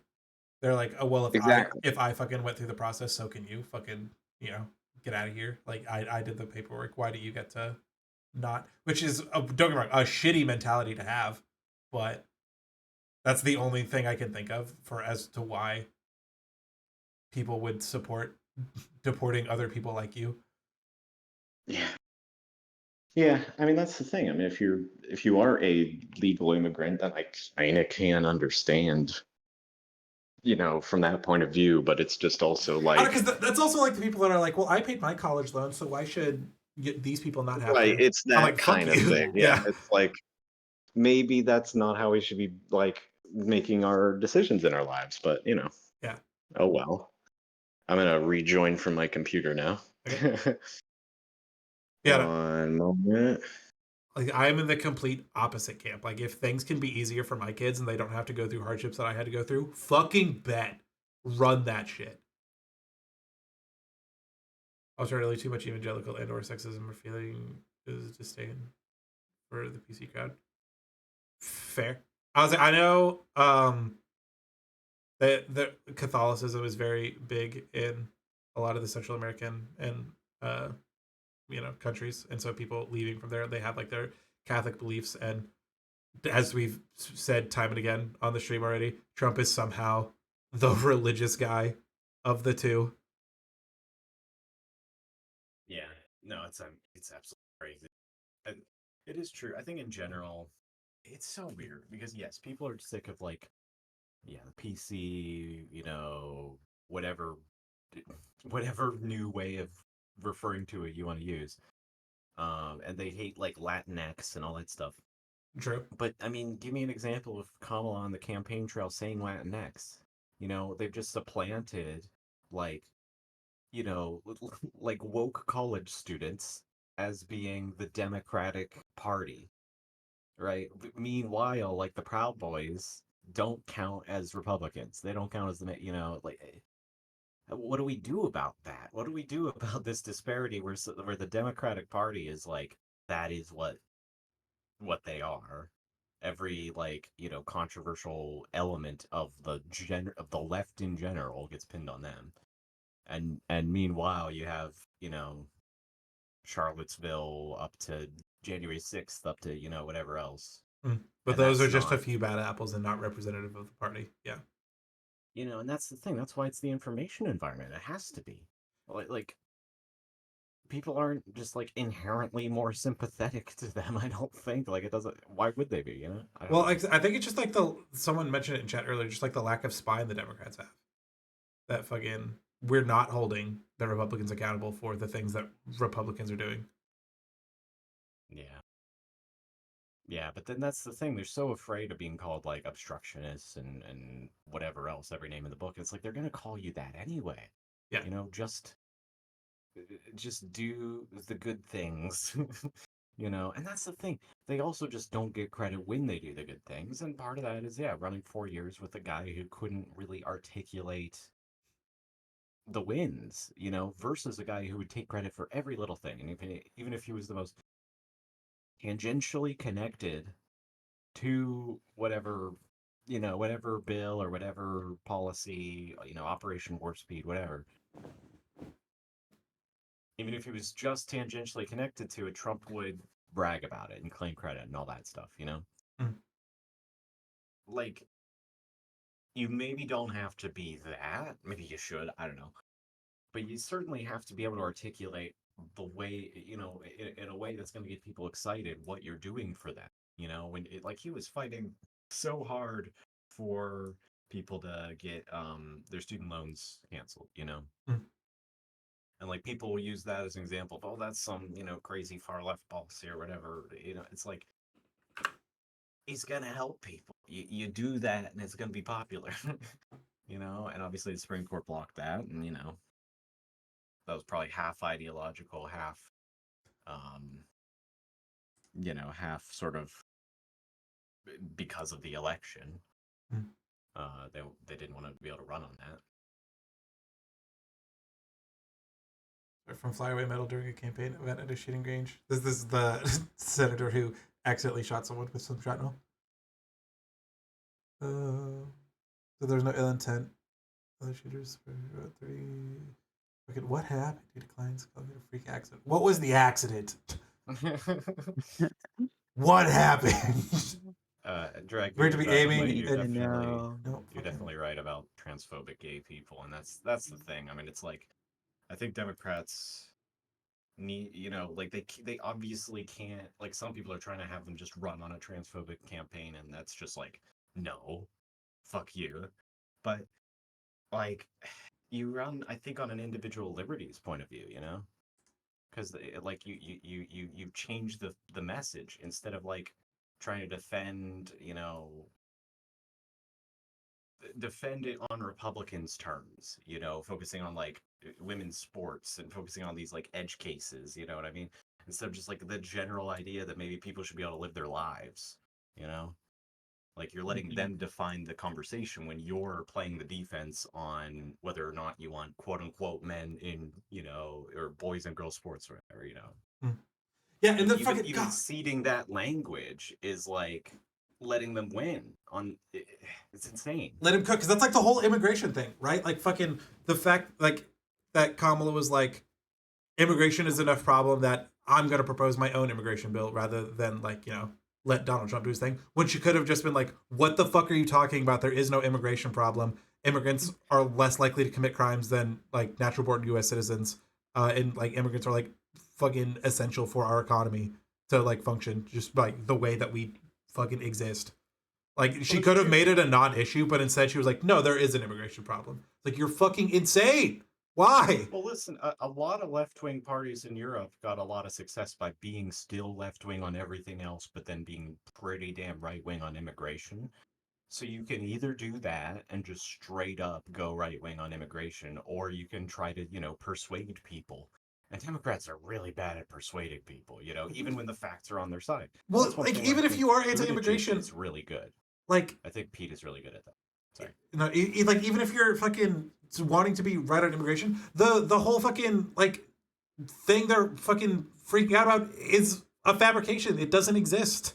Yeah. There is no fucking mass wave of immigrant crime coming up from migrant crime. They're calling it. No, they're not, because it's not a thing. Whenever it's there, he means he's calling it that. Yeah, I mean, that's the thing.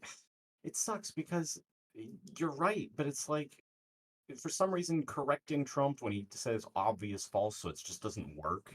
It's like at the end of the day, like, yeah, nobody was ever eating cats or dogs or whatever. I would say I feel like that's like one of the few things where he actually cooked himself. Everyone was just collectively like, what the fuck? Actually acknowledging that, yeah, that's true. Maybe a bad example, but although I think it's crazy that it started with a lie, literally spread by a neo-Nazi, like in Springfield. Yeah. About somebody's cat went missing and taking the leap that was Haitian immigrants ate it, right? And then Vance spread that. And then Trump misremembered the lie and said dogs first. So then we're like 2 layers of abstraction away from the truth. And then meanwhile, the lady's cat was in the basement. Like it's a completely post-fact world. Post-pact, I almost said, Jesus. On GrubBuds, we like to do weird news stories, and I saw one that was a banger. This lady's pet tortoise was missing for 2 months, and it was found 100 feet from her house. So based. Just wanted to see right-wing influencers eat at each other for that one. Yeah.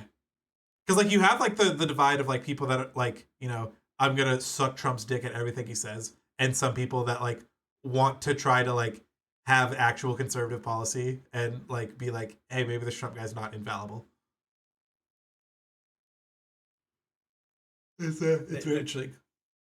One of the programming is really deep. Sorry, go ahead. Yes, I was like, one of the things that we talked about, because I was trying to convince the more disillusioned people of the Yu-Gi-Oh group chat why third-party voting is bad. And I was like, in America, both of our third parties smoke fucking crack. It's like, what? Jill Stein is a genuinely terrible candidate. You better believe she's running in 2028, though, baby. Oh my god. It was nice to see not Gary Johnson for the first time since 2012. No, Libertarians put someone else in 2022. Yeah, that's why in 2022 they did. Sorry, in 2020 as well. Oh, okay. Gotcha. They didn't nominate Johnson that year. Got you. It was Joe Jorgensen. Sorry, go ahead. Jorkin DePintus. Vance. Yeah.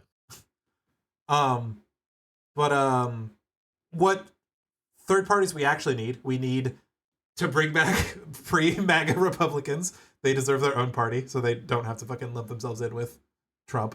And then we need a leftist equivalent of MAGA where we can just be mask off and fucking do crazy leftist shit and like actually try and like get some good done in this country. And then you make those four parties fucking have to work together and sort shit out. And then I think we end up with a halfway decent country.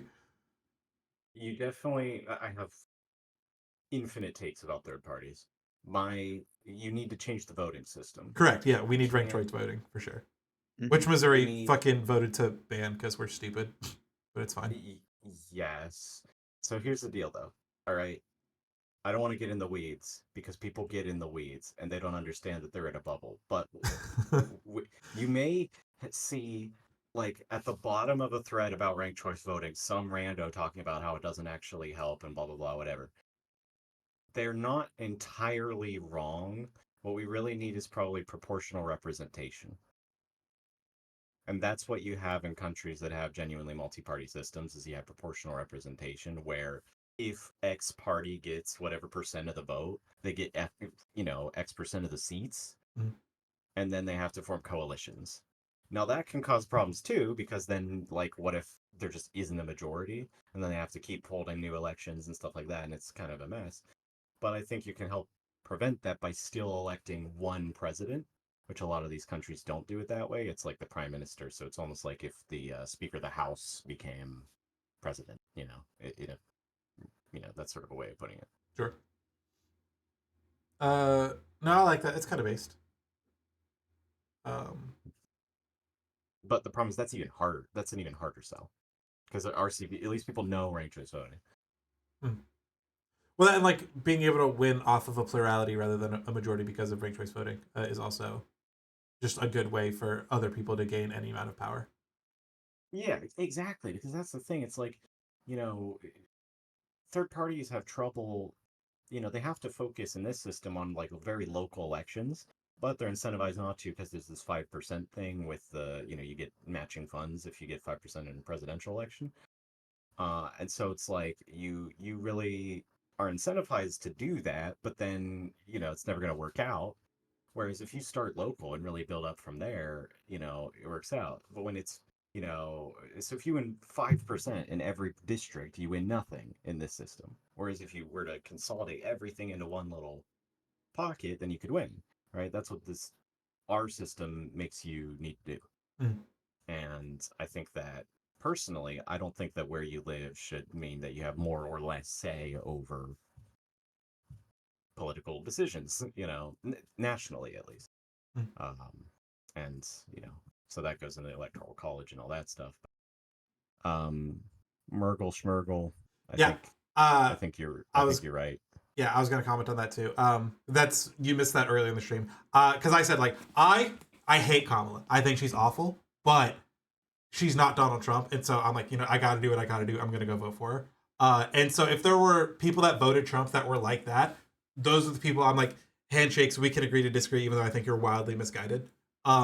But if anyone says anything or like, oh no, I like what Trump said, that, I'm like, you're wrong, and I hate you, and I will take it personal, and you are a bad human being. Yeah, my friend's wife's dad, however many, there's a shorter word for that I can't think of it right now. But basically, it seems to be that kind of guy who is like, can you believe we have such, two such terrible choices, but he's going to vote for Trump. And it's sort of like, at least you can acknowledge that he's terrible. Yeah. But I still think that, like, for me, it's even then hard to justify when you're talking about a guy. I guess people just don't know. Right. Some of the things that he's talking about wanting to do is like literally just fascism, at least this time around. My take is that if you live in a non-swing state, voting third party is fine. Yeah. And Merkel, if I didn't live in a swing state, which I do, Chase Oliver would have gotten my vote as well. I think he's based. As far as I know about him, there might be things I don't know. January 6th should have instantly disqualified. You know what? Who says we can't? What are you guys doing in January? That's all I'm saying. Well, there's a little bit of blue anon going around. Like people are trying to say this one was rigged, and it is weird that there's been less votes. Now, first of all, not all the votes are counted, so that's part of it. Second of all, I think that like there is a little more apathy, and the high turnout we saw supposedly in some places was just instead of the mail-in vote. So you see it in person, and it looks like a lot of people, but there's less mail-in votes. So Yeah, but votes I were did because there see. was it Colorado that had the drop box that got lit on fire? Yeah, I heard about. I think it was Washington, Washington. Yeah, I know someplace. one of the first two weed states. Yeah. But yeah, no, I mean that obviously is a problem. Obviously, that wouldn't have swung anything, But, well, likely. I don't know what happened in that House race. Mm. There was some rejected votes, and I don't know on what scale. If it was on a significant enough scale, then there's. Did This you just hear about comes the from shit in Nevada. Nevada? Yeah. Yeah, that. Yeah. And in front of me, I will say, in front of me, somebody was trying to turn in their absentee ballot at the polling place, and I guess they couldn't do that, and so that was kind of Yeah, weird to like see brother, that you in might front as of well me. just vote at that point. But If you're gonna then walk they into were the like, well, polling you can place. surrender it here, but you can't drop it off here to be counted, but you can surrender it here and then just go back to the back of the line and vote. Yeah. And she seemed to be okay with that as a solution, so it was fine. Literally the person in front of me, though. That is funny. So that was kind of wild. But yeah, because people fill it out and then they're like, they wait too long to mail it, and then they don't want it to take too long to get there because that's another thing. I will say a little bit systemic fuckery. The whole they changed right near the end the rules so that it has to arrive by election day, Yeah. which means mail. Who knows how long the post office is going to take? That seems inherently. The post office So, that Trump went out of his way to cut funding on. Yeah. but then Biden kept the postmaster in place.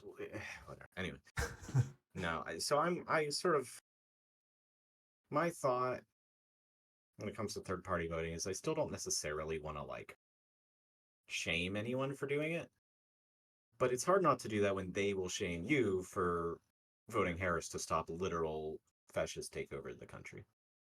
Like because they'll be, oh, you're supporting genocide and you're the real fascist and all this kind. It's like, no, shut the fuck up. Like I don't like vote shaming, but that's what you're doing Yeah. right now. And it's like, maybe I have just like a little bit of like more nuance than, and plus also you want to play that game? Fine. Stein is weak on Ukraine. And she doesn't know how many fucking members of the House of Representatives there are. One Dragoon, I also saw that the Republicans tried to block veterans from voting, which is crazy. Which is also just another example of like things that have never made sense to me. Is that a lot of military members are pro-Republican, even though who loves to shit on a fucking vet? The Republicans. Like no one will Trump, kick you when you're especially. down more than the Republicans, but every military person was like, "Oh boy, can't wait to fucking vote Republican." I'm like, why? You guys have been Yeah. duped so hard. Also, Murgle Schmurgle, do I know you IRL or have you just stumbled upon the stream? In which case, welcome. I actually welcome either way, but Yeah. but also my biggest issue with libertarians is that I hate capitalism to my core. And so the party that's like, what if everything was a privatized industry? Seems like the bad place. I don't trust capitalists to make decisions for the good of the people. I'm not as anti-capitalist as you see, and I think you know that. Yeah. But I am sympathetic to anti-capitalism because it obviously does have a lot of problems. I believe that there is a happy medium that we are not at. And I think often we get the worst of both worlds in the sense of who was it who said, was it MLK? Who was it who said rugged individualism for the poor and socialism for the rich?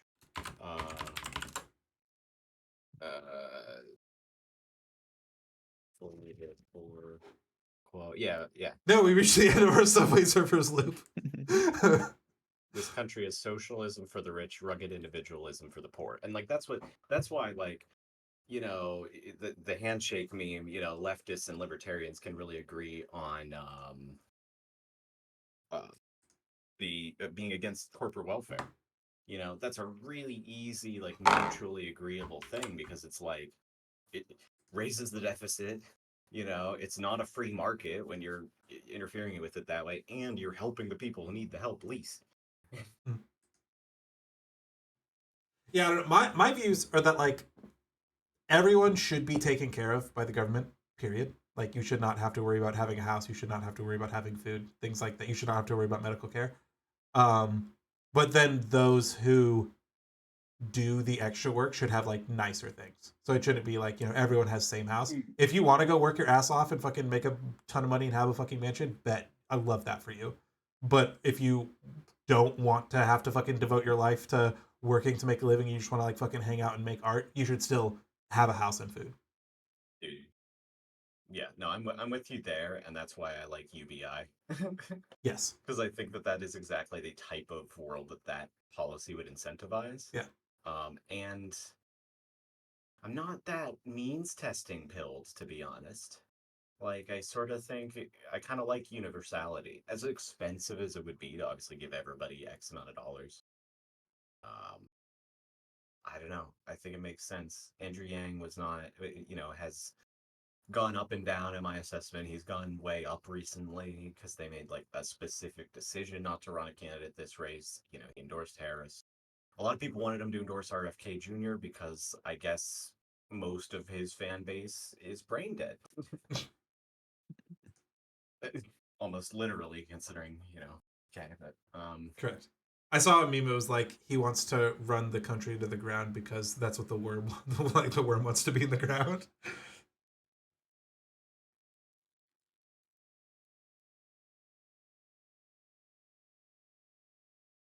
Just the yeah, problem. I definitely. So I will say something that will incriminate me for life, but it's public. You could see me tweeting about it in 2016. But in 2016, first time I could vote, I voted for Gary Johnson in Pennsylvania. So I have perspective on this. I would take it back. I would have done something differently. If we could have just ended it right then and there, it's almost a decade later and he's still around. Yeah. I would take it back. But Did Pennsylvania go red in 2016? yes, it did. Okay. So it's And stuff like Johnson was that. in the margin. Yeah. Oopsies. It was your vote specifically, Yagog. You did this. Well, that's the thing. It's not like my vote would have made the difference.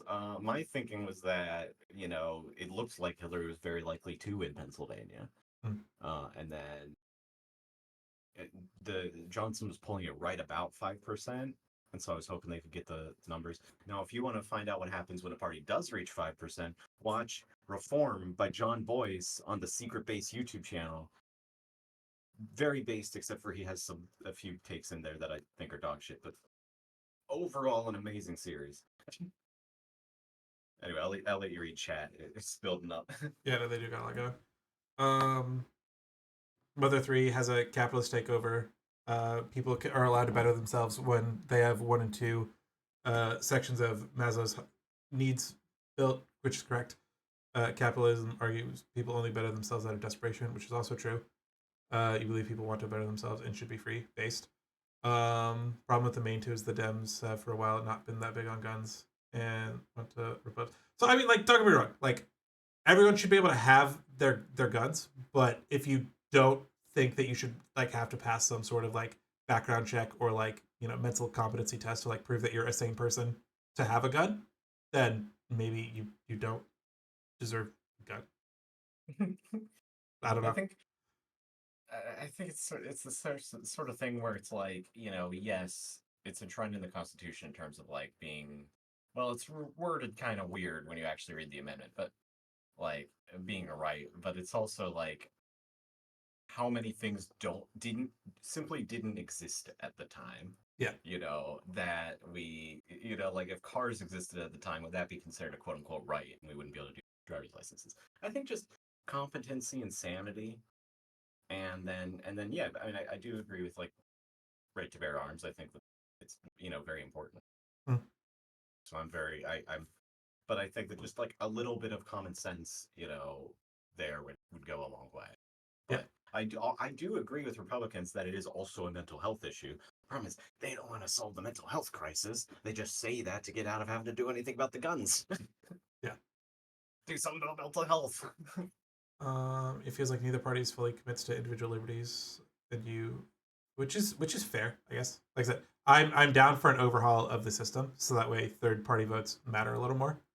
But yikes. Good luck. I don't know. That's also why I started this whole fucking stream saying I want to leave the country because this country's fucking dog shit. I don't think it is worth fighting for anymore. So, Yeah. I spent all day yesterday. I called into work. I fucking cried. I argued with people I know on Facebook, and I looked up how to immigrate to other countries. I looked at like what my path would be like. That is what I did yesterday. So, is it really viable if you're not like either wealthy or like brilliant? but you see, or a refugee. I work in education. Oh, okay. And everywhere wants education, people. So I've got that going for me specifically. Nice. Canada worries me too. I mean, their Conservative Party is becoming a lot more populist, and they're leading in the polls. Yep, I was talking to a Canadian friend of the stream, and they were also like, if you do move to Canada, don't move where I live, because it's like one of the more conservative provinces. There's definitely some places like I was looking at. Well, okay, so like I was very like orange pilled. If anyone ever watched the channel, Not Just Bikes, and like Nope, on the that's all you bought. And so like I was totally like, you know, dude, Netherlands does seem like it'd be kind of a nice place to live. I know it's not perfect. And then they just elected they didn't elect the party of like their Donald Trump got the most seats. Yikes. He didn't end up becoming prime minister because people wouldn't form a coalition with that guy as the prime minister, so they picked someone else. But it still means that the biggest party is that party. Yeah. So it's sort of like, where the hell do you go? Because it's on the rise everywhere. Yeah. Sorry, I've been letting you get behind again. Very good. I'm not ignoring you, Murgle, but Lo did say something earlier. So recently in so-called Australia, the state Queensland, they just elected a Conservative Party. One of the mains is adult crime, adult time, which will get you 10-year-old adult charges, which is primary lock up black kids. Fair. Blackness in custody are already a massive issue here. Hey, same. There's an article about a rally you were at on Sunday, if you're interested. Yeah, I'd be down to learn what's going on in the AU. And then it's mainly assault weapons ban. It's the whole red flag laws. The latter seems like involves alarming lack of due process, while the term assault weapon is unbelievably vague term. Putting rhetoric into gun confiscations and take a look into actually improving folks' mental health so people stop feeling desperate and isolated and want to kill people. I feel like it's both, right? Like we definitely need to address the mental health, but also like I don't know what does the average person need a machine gun for? Because like I think it's sort of from my take on that. It's like I agree with as it is. It's vague. Correct. But you can probably come up with a more robust definition. The thing is, I think generally speaking, politicians don't know much about guns, so they would probably struggle to do that. But unless you're Tim Walz, baby. Man knows his guns. He's so based. Let him cook on everything. Genuinely true. So I think that there's something you could do about that, but then it would be hard. I mean, they already did. The Supreme Court ruled against ownership of fully automatic machine guns. Previously, you mentioned Jesse Ventura, and immediately I got excited. Watched Reformed by John Boyce. I'm telling you. Having previously trained guys as janitors that are really undercover cops, of course, that can help out. Locking them is a bad idea. It's as long as those people are super, super vetted to be not racist or, you know, bigoted in some other way. You know what I mean? Right. You're like racist, but homophobes. I mean, let them cook. Yeah, homophobes are fine. Yeah, you know what I mean? Like, I think that makes some level of sense as long as because anything where there's a power structure like that and there's opportunities for it to be abused, it can be abused. Now, here's the deal. Like, the Bush administration, or under his administration anyway, they found that, like, white supremacist groups were recruiting people to become police officers. This was like 2006, right? Well, you fast forward a while, and suddenly those people who first became police officers are still in the force and they gain higher and higher positions within the force. Oh, gee, I wonder how this became a problem. And they noticed that long ago, and apparently nothing was done about it, clearly. And so, I think I may disagree with you on this, Z, but I do think we need law enforcement. But it needs to be.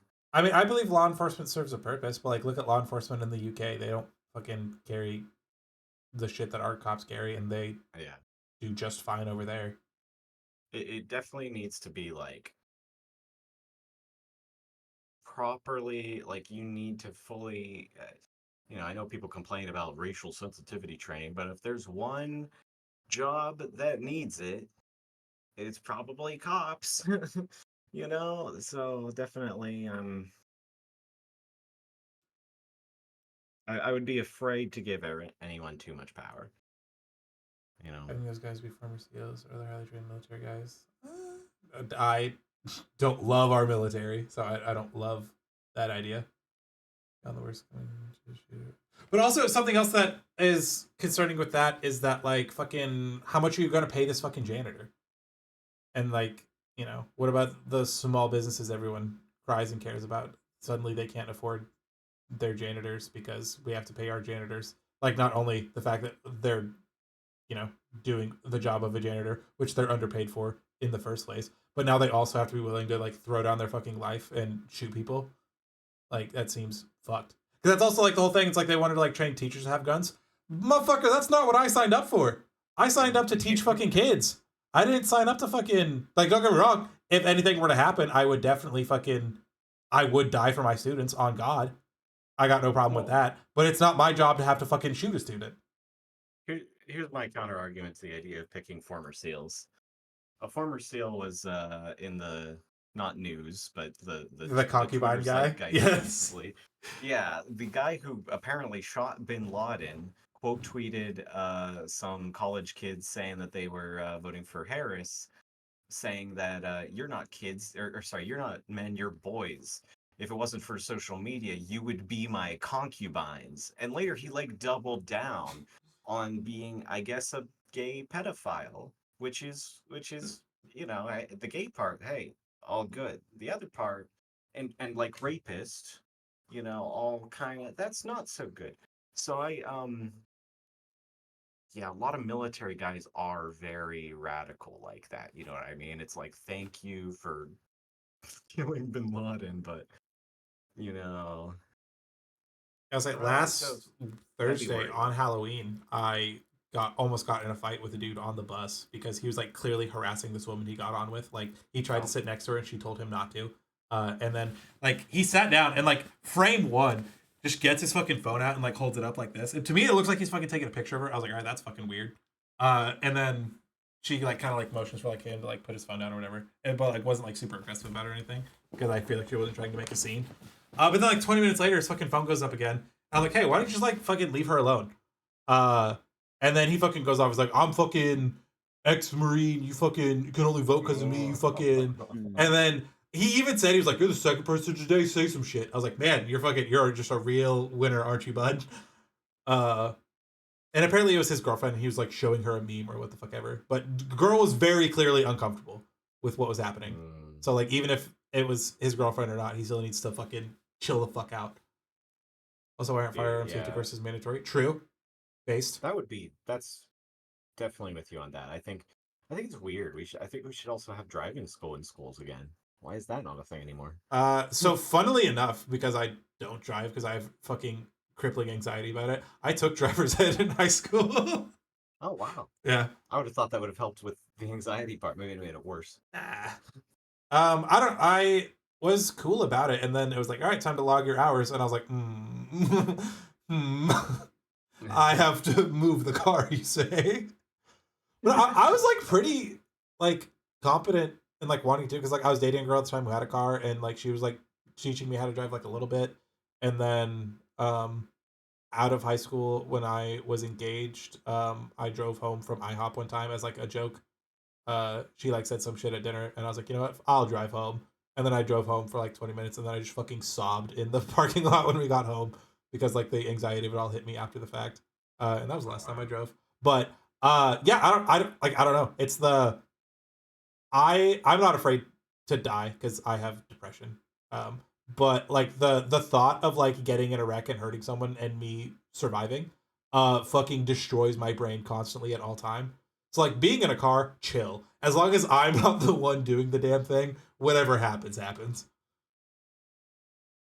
And that's my trauma and anxiety and negative pests. Crazy possible age situations, 6 hours, 5 days a week of full time employment. Anything above 30 hours is overtime. People would be free to eat, raise kids, have relationships, have passion projects. Yeah, I like all of that. Might help I think mental health overall. I'm also not opposed to still keeping it 40 hours, but doing 4 10-day hours. Like 4 10-hour days. Jesus, words are hard. Um, I'm down to run that shit. Give people, because like right now I work in education, right? I work fucking technically 8:30 to 4 are my hours. It is impossible to do any sort of like fucking going to the doctor, going to the post office, doing fucking anything normal, because everything is fucking 9 to 5 Monday through Friday. So to just have a weekday off would be so based. Yeah, so I'm I'm with you on I prefer fewer days to fewer hours.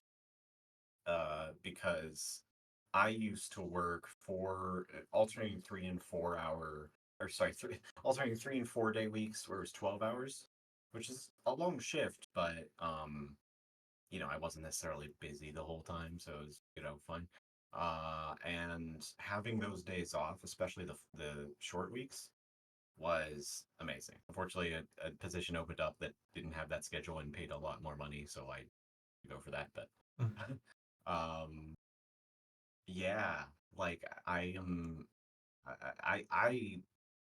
I'll be more progressive than you, Z, and I say no. Fuck 40 hours. We can totally do 32 4/8. Fair, Because I think that productivity is so high correct.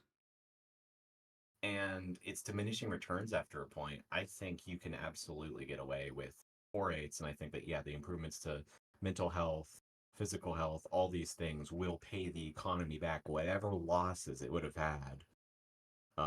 Just by that, and the stimulation of the economy, that people actually have the time to spend money at places that are open from 9 to 5 Monday to Friday, like you said.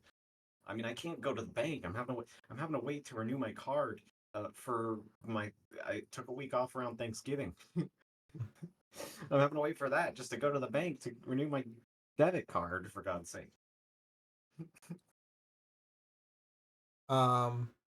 Yeah, also Dragoon is right about like we don't need the extra 2 hours a day because people are just gonna fucking yeah. Because like I'm pretty sure they did like a lot of studies in Europe that like 4 hour uh or like 4 day work week is just like based, and they saw like virtually no loss in productivity. Exactly. I think Yeah. even if we did, like, the extreme focus on growth can be toxic, but like the fact that you don't, there's literally no downside. Just do it. And Bernie, I think, was proposing that, and that's, Mm. that was based.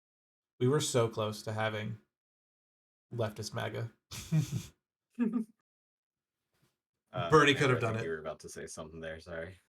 Yeah. So after my first semester of taking college classes, I was like, okay, I'm just gonna make it so I only have classes Monday through Thursday, because a lot of classes don't have Fridays, Mm.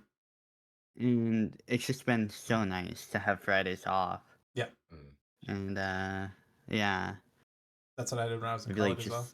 just it's improved my the amount of time I get. Like, I don't. It's not actually any more time, but just I have more time to myself, and it's nice. Hello, So have a good yeah. night. All right, Murgle, I do appreciate you stopping by. The point of me going live today wasn't really to just get in the weeds on gun discourse. We're more so focused on just coping with what to do next now that Trump got elected. So I'm Well, I will not say- saying your feelings aren't valid, but this is not what I personally am trying to do. I will say on that point, though, as it pertains to the election, it does sort of feel like, is there a world where it makes sense for a lot of libs to go out and buy firearms now? Right? Like, just in case, just as an in case. Because who Well, knows I'll say what happens. all the leftists already have guns, so Right. So libs.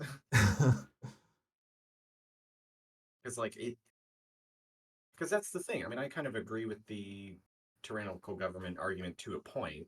I don't think that we necessarily win that scenario, maybe with numbers, but you certainly, it's a sign of trust. Like, it's a sign of trust from a government to say, yes, we are giving you the means to, to fight back against us, which helps prevent any kind of actual tyrannical government. So, weirdly enough, as much as Trump is like a Republican, the guns guy, all that stuff, if he doesn't do anything about them, it's weirdly kind of a good sign that maybe we'll be okay. Like, as a society as a whole, I'm not saying every one of us, unfortunately. I think that groups will be affected, and yeah, my heart goes out to them, obviously. But, if it's 4 years and he actually doesn't try to do anything, extrajudicial, he would have he has the court on his side anyway. And he just does leave after 4 years, and we can move on from that. Like, that would be a lot better compared to like permanent fascist takeover, which is what I'm worried about with him. correct. And him Which changing the you should be worried about. institutions so radically that even after he dies, America's just a totally different place. Yeah. I will say, Dragoon, when I did say the leftists already have guns, that was excluding me. I similarly, I like, what the fuck am I gonna do with a gun? Like, I just said I'm a fucking teacher. I didn't fucking sign up to shoot someone. So, like, well, I don't. I know plenty of my leftist friends do. But I am excluding myself in that scenario. But like I said, I'm still, people should be able to have a gun. They just, but it's just not my cup of tea. Similar with weed. The fact that there are people in jail for weed crimes is fucking heinous. But I don't smoke and have never smoked. So Being pro guns and pro weed is a decent metric for somebody who I think is generally going to be fairly based politically. yes. Because it's like, because so many people are one or the other, you know what I mean? I mean, that's the thing. Florida, I mean, it didn't pass because they need 60% for referendums. But they voted to protect abortion rights, and they voted to legalize marijuana. Based. They also elected Trump by 14 points. Yeah, dude, fucking Florida makes no sense to me. It was a crazy metric. Like, we talked about the crazy shit Missouri did, but like, fucking, were you in the call at that point? Well, you mentioned RCV, how they banned it, which at least that went with like that stupid thing about like, oh, you have to be a citizen to vote, which like you already did, so that means nothing. But like that was probably the Is that citizens needed ID to vote? Oh, so the ID, yeah. Yeah, so people were like, oh, you should have ID. We're like, no, shut up. But we raised our minimum wage. We unbanned abortion, and we also like turned down a raise and like pension for cops. But then we fucking elected Josh Hawley and Quaid, I think, is the fucking governor. It's just like so funny, like two like super Republicans, and then all these based ballot measures that passed. People will absolutely vote for progressive policy on referendums and then vote for Republicans, except in California, which is the exact opposite, apparently. Because they voted against so many progressive referendums and are still deep blue. Yeah.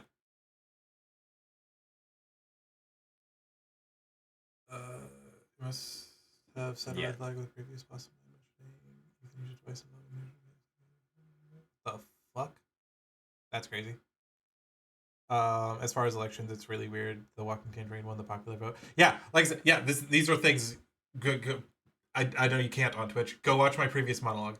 Fucking the fact that he won the popular vote for the first time in 20 years. Because I was like, that's the thing that gave me hope in this country, right? Is that like every now and then the Republicans would win because the Electoral College is like irreparably fucked in favor of the Republicans.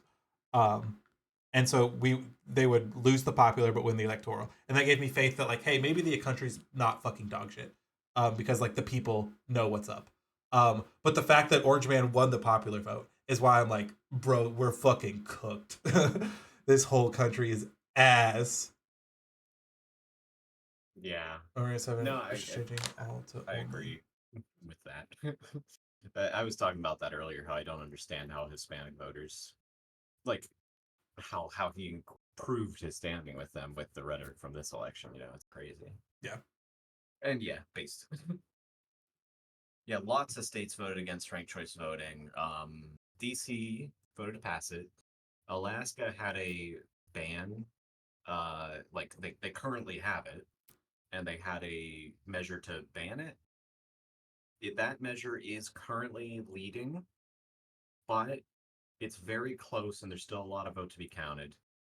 I think it will fail in the end. I think they're going to keep it, which I was pleasantly surprised because I thought it was going to fail because there was so much misinformation after the last election, and then the nugget of actual truth of the way it kind of fucked up, which again is way in the weeds. Yeah, I can't believe he won the popular vote though. It makes no sense. Well, like I said, because I think it's just the lack of getting the Democratic base to come out. I don't, because I don't know, fucking not like hindsighty or like wanting to still have the benefit of the doubt, but it's like, a lot of people were just so turned off by Harris's wanting to continue Joe Biden's legacy and also be incredibly pro Israel that they just didn't fucking bother to vote. Yeah, that's a hard metric to tell because if they didn't vote at all, like I think if you were gonna not vote, then you might as well vote for like Jill Steiner. But I don't know. I think the Gaza thing, as much as obviously it's heinous, what's happening. I think we might be in a little bit of a bubble with that. I don't know. I think the main thing was just inflation, which is the case everywhere. It was just a case of COVID recovery. But incumbents everywhere this year lost vote share compared to the previous election. Like literally every single country that has had an election this year, the incumbents lost vote share. And actually, the Democrats lost much less than almost any other incumbent party. You know, I'll say Dragoni is So- saying that Dems are afraid of violence at the polls. I get the concept. I don't know of any violence that actually broke out at polls. There probably was, don't get me wrong, but it wasn't something that I think people should have been taking action over.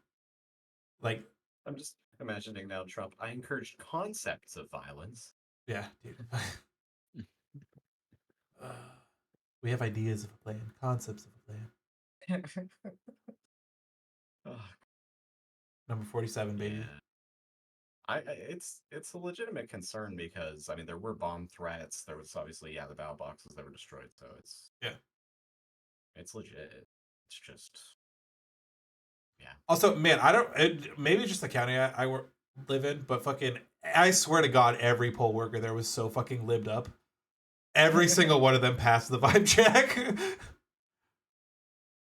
Yeah. No, that's the thing. I mean, I guess it just depends on your precinct and stuff like that, but it definitely feels like that. I wore a Ross Perot pin that I got at a retro store a while ago. It was like perfect because that doesn't tell anybody who I'm voting for because he was independent. Right. And So and also just like I'm still buzzing from John Boy's series Reform. Go watch it if you want to hear about the time a third party actually did kind of okay. And now I don't like that pin so much, but somebody complimented me on it. He said, "Hey, great pin." I was like, "Thank you." You know, it's Yeah. I wore this hoodie, the Broken Crayon Still color, and I'm wearing it again today because, you know what? Your bitch is a broken crayon today.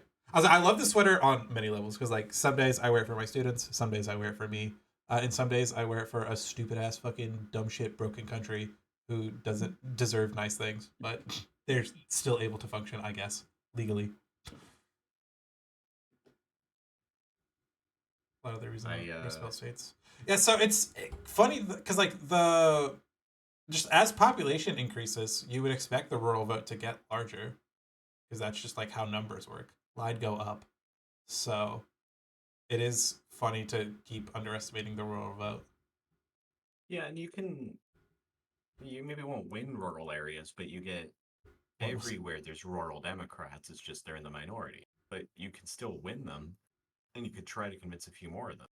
But I think you just have to. Well, Walls. I think Walls was a great pick for that. Dude, yeah, Walls is so. I can't get over how perfect Walls was and how fucking squandered he was.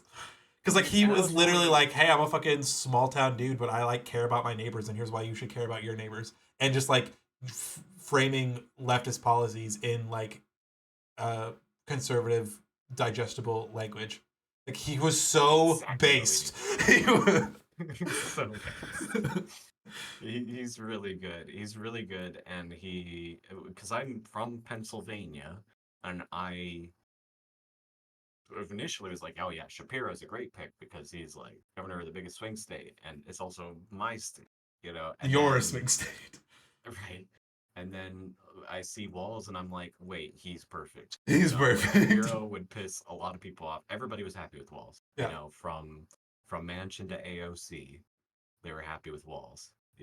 And so I was like, that was the right choice. They did everything right in terms of like they swapping out Biden at all, and then picking him. I think she ran a pretty overall good campaign. I don't. To be honest, I don't. I think overall it was always an uphill battle because of that incumbency disadvantage. I think right now it's incumbency disadvantage in the world. And she made missteps. Like there were problems, but there always are gonna be. And she ran a better campaign than Trump, I think. She was, the fundamentals were against the incumbents. That doesn't mean it was unwinnable. She should have done better.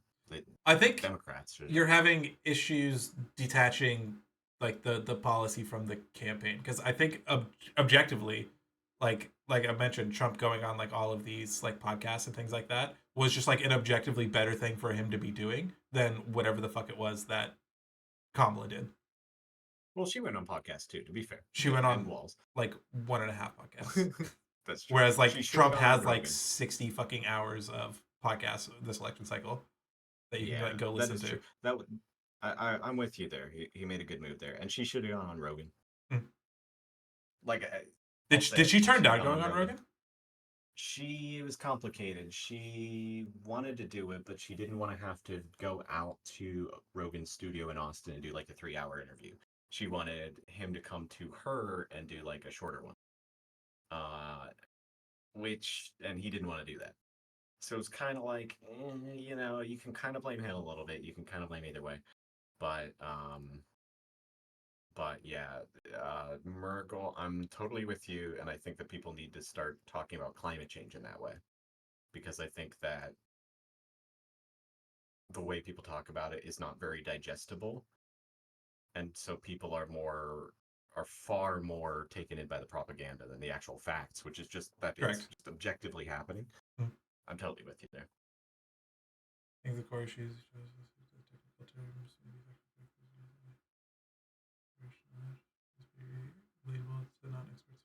Yeah. I need to learn one thing from Japan. We need to listen to attempted assassination. Shinzo Abe's assassin actually got the Japanese government to go after the cult. Fair. Yeah, man. We were 3 inches from greatness. That's all I'm saying.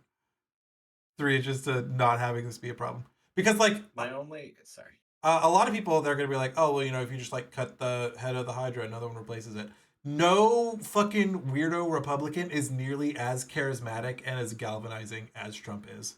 So like in that scenario, I do think it would be a net positive to just not have to deal with the Trump of it all specifically. Yeah. No, okay. So my thinking on it is I'm worried about making him a martyr. What does that do? That changes that dynamic a little bit. Yeah. Right now, but who did they rally behind? Wait, hold on. I don't want to say anything that would incriminate me. I mean, not that I'm gonna do anything myself, but I don't want to encourage it. Never mind. I won't say it. but from the roof of the Rockefeller building. Okay, I will say hypothetically. It may be, but now it probably would be a net positive. But don't do it anyway. Please don't. Well, it's a little weird now because like now fucking like I'm pretty sure if like hypothetically between now and then if anything were to happen, wouldn't Vance just be president? Yeah, Which is less than ideal. IMO. Getting him in the biggest seat without having to do the legwork, that's scary. Because homie could not do the legwork on his own. Absolutely preferable to Trump being president, as far as I'm concerned. I feel like the difference is that Vance is like at least smart, and that makes him scarier. Whereas Trump's just an idiot. He's also less charismatic, and I think that's part of how Trump was able to. That's what I'm saying. That's why it would be bad. Because if Vance had to like run on his own to get elected, he wouldn't do it because he doesn't have the sauce. But fucking, if he were to get to the presidency without having to do the legwork, that's terrifying. Yeah, but what I'm saying is like, how much of Trump's powers are like force of suggestion and things like that. I know we say he's like smarter, but I don't know that he has like. How much can he really get done without having not even just the charisma, kind of the will to just be that heinous? You know what I mean? I don't know, like, not many people other than Trump have the stomach for being that evil, to be honest. You know, and I think Vance is weak. You know, I don't think that he causes as much damage. You know, I think he just kind of governs like a regular Republican, which is bad, but he doesn't try to steal an election that he loses. He doesn't talk about running for a third term, which is what I'm worried about, because Trump did flirt with that idea when he was president before. You know what I'm noticing 37 minutes into our 10-hour loop? It's the same few. Yes. But, I think this is the same clip. All right, fucking. I'm getting bored of our Subway servers. We need new Subway servers. New stimuli. I definitely think that, yeah, the martyrdom problem is big. And you would have to, he is old. I think he has that thing Burns had, though, with all the you know, from The Simpsons, with all the diseases trying to get through the door at once, and so they end up blocking the door and he's fine. Like, I feel like that must be why Trump is still, oh my god. New stimuli. I feel like Trump has to have that, because how is he still alive? He's going to start eating the fries.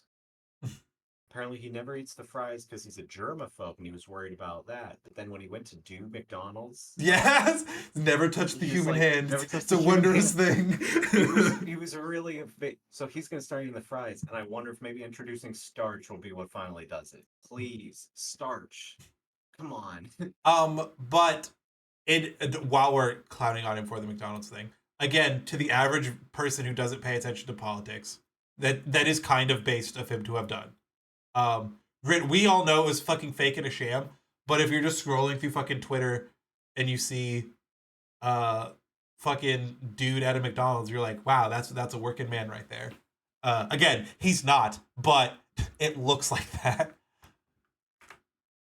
I'm like split on it. I don't know. I think it looks so silly and dumb that there's like a world where you say even like that overcomes the working man appeal. But maybe it does help. You know, I don't know. God, here's the thing. These were the things that made me think he was going to lose, though. That was too perfect.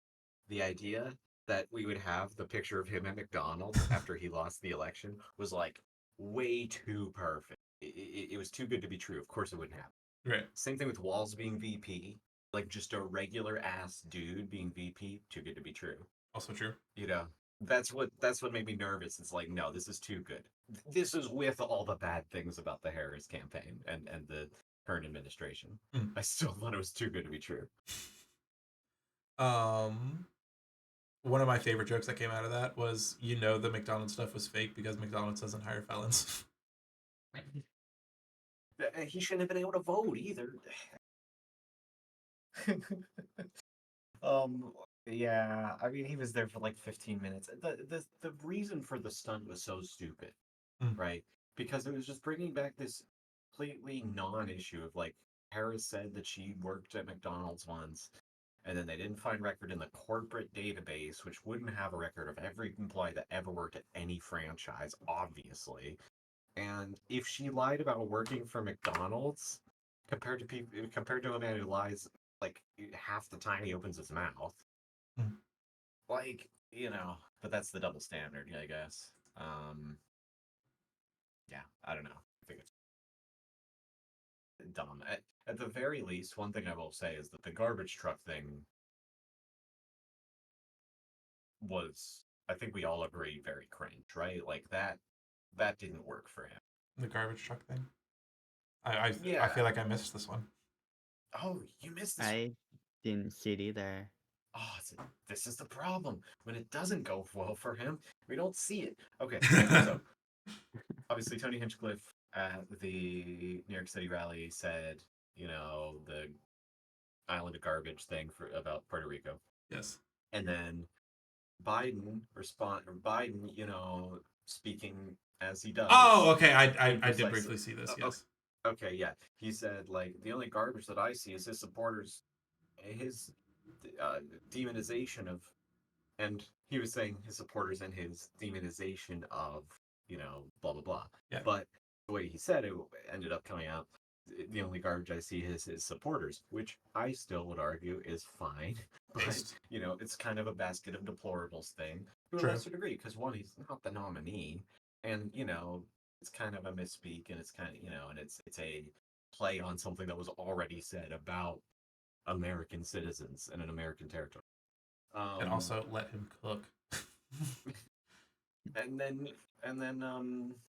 Trump responds to that by getting in a garbage truck and driving around looking like a doofus, wearing a bright orange vest that's the same color as him.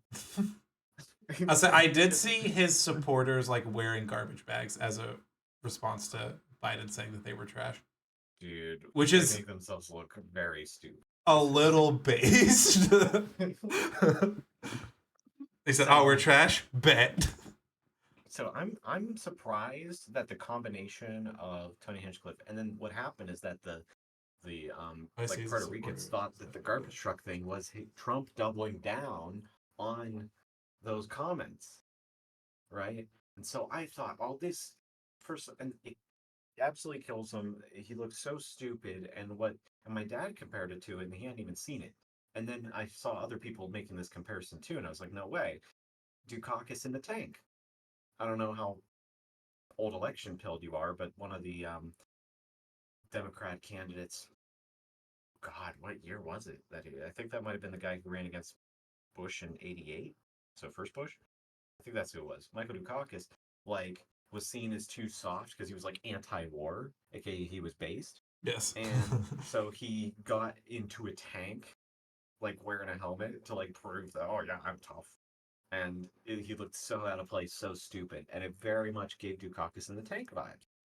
Dukakis in the tank vibes. What a sentence. That is not a new sentence, I promise.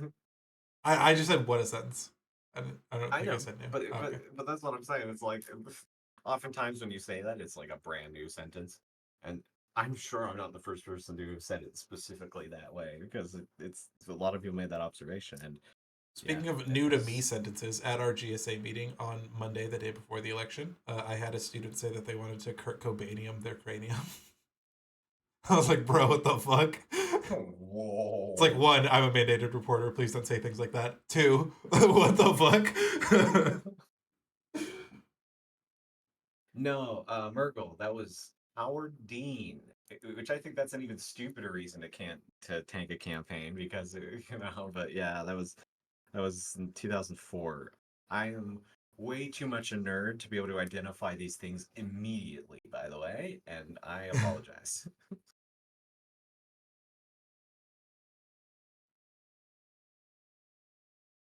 Yeah, dude, there's so many stupid things that have sunk campaigns. John Kasich eating pizza with a fork and knife. I remember, I've seen memes of that one. Right. And like, listen, I obviously I have views that are not with him, but John Kasich is another one of those kind of based Republicans who's will not kind of stand up to Trump. He actually, I think, endorsed Biden 2020. Like I respected it. Like even in the primaries, I thought like, okay, really would love this guy to be the Republican nominee. Dude, this is one of the craziest fucking parkour courses I've ever seen. I'm sorry. But yeah, no, fucking. So that's always something I found funny too, because like back in, don't fuck this up, Vincent, 2012. I was like, bro, Mitt Romney's such a fucking clown. And then like, as history has proven, Mitt Romney kind of based, as it turns out. One, I guess, more based than the average Republican. Well, he was the average Republican, and then the party shifted hardcore. Like that's the thing. The fact that McCain and Romney became two of the biggest, anti-Trump Republicans. Oh, Yeah, they fucked it. Yeah. anytime they're in creative and they just like cheese it like that, it's like, all right, you ruined it. But to be fair, are you gonna go re-record this 5.5 minute segment? I mean, McCain was the sacrificial lamb, like against Obama in that national environment. It was the Republican was gonna lose. But I respect him for Palin was a bigger problem for sure.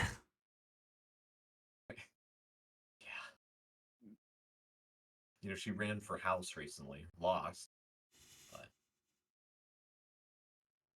Based Alaska. genuinely based Alaska, which made me think of Baked Alaska, who's decidedly not. Anyway. Iron Skies. Bet. We'll add it to the list.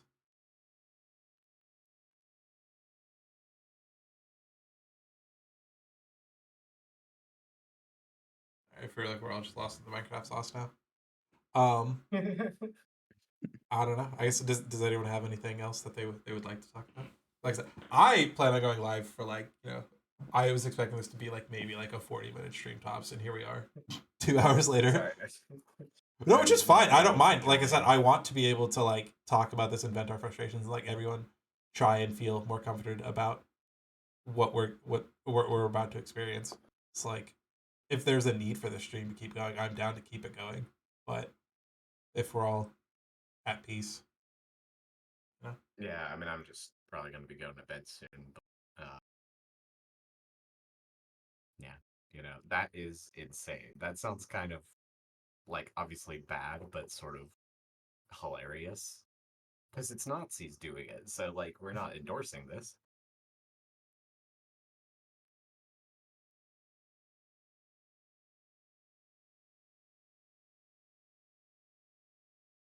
yeah. Okay. Well, thank you all for coming to the first Notice the Political Commentator stream. Honestly, a little annoyed at how consistently high my view count's been. This is not what I do at all. It's not something I want to make a career of. I'm far too depressed to talk about this shit every day. I'm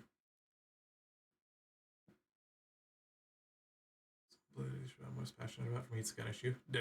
Would never have guessed that. That's crazy. And a lot of it's having grown up around them my whole life. Your dad's a collector, he taught me safety. For me, it's just like human rights in general, be it immigrant rights to exist here in this country, be it trans people's rights to exist, be it women's rights to make choices over their own body, be it gay people's right to get married, because Clarence Thomas is on record saying that that's something that he would like to revisit as well. And he'll stop short of loving v Virginia, because then that's when it affects him. Correct. Dick ass. Yeah. So yeah, I guess like if we're calling this a political issue, that's the thing I'm the most passionate about. Fair. Mine is electoral reform, because I think it's sort of all the other issues. I do believe in electoralism, as a means, as at least the first resort. of solving political issues and protecting human rights and things like that.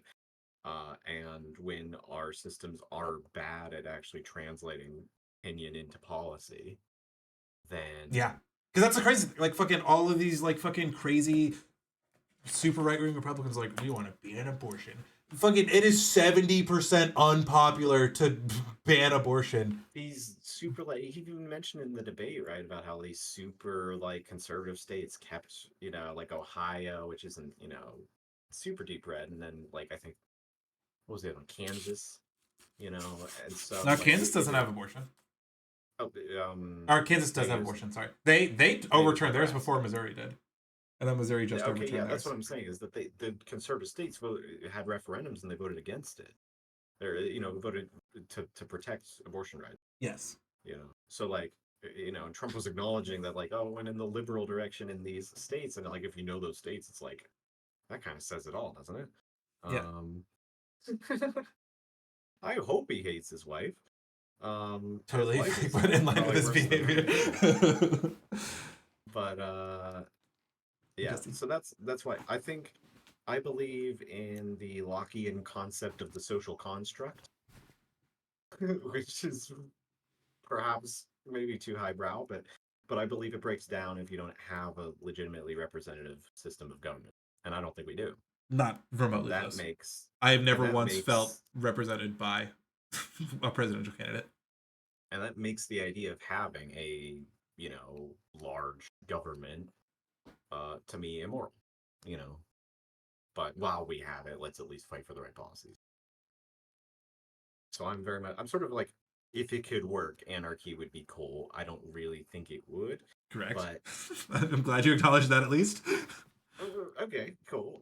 So we're on the same. But the thing is, I think that the next best solution is just a legitimately representative electoral system, Which is based. And I don't think anywhere in the world has a perfect system, but I think we should be aiming for that. We should be aiming for better than we have, for sure.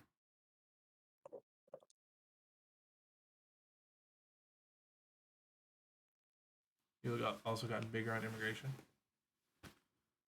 Careful now. What concerns you about immigration? which way? I think it's probably from, well,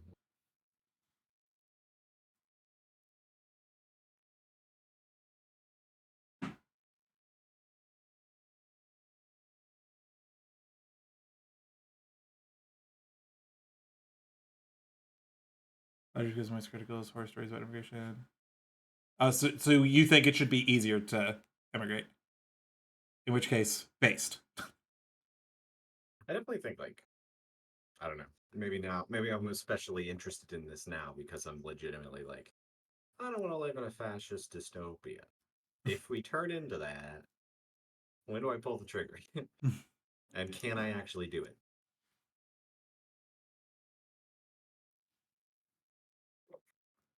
Imagine we had the guy who is going to end up potentially going after Trump in Bed Wars in Minecraft on the show.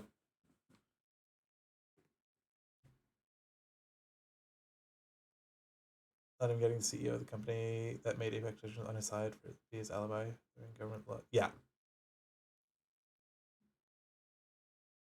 Yeah, so I also kept up with that story. That was fucking wild. Our government's so fucking dumb. You hope the extraterrestrials get to show up and thwart fascism? That'd be kind of based. Imagine fucking from the top rope aliens.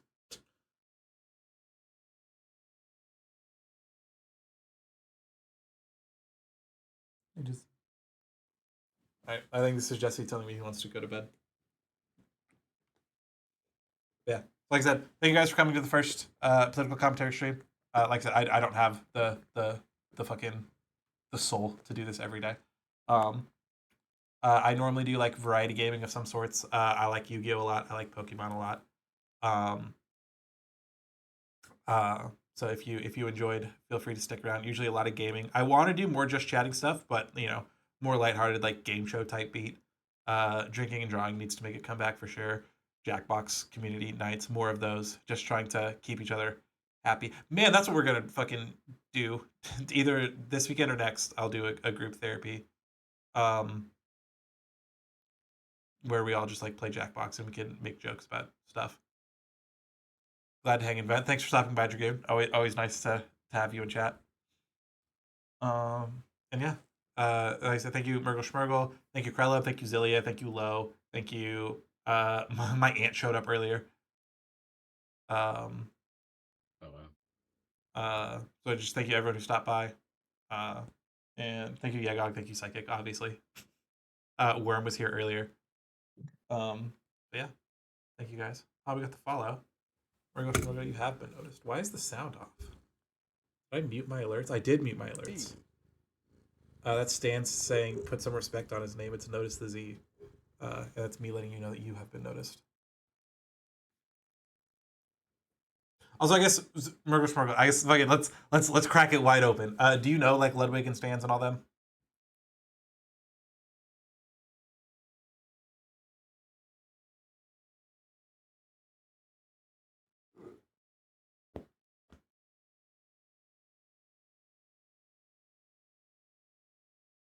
Feels weird waiting.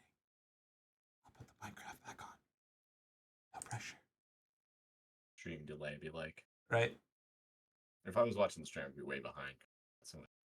Ludwig the YouTuber, you've heard of him at least? Okay, fair.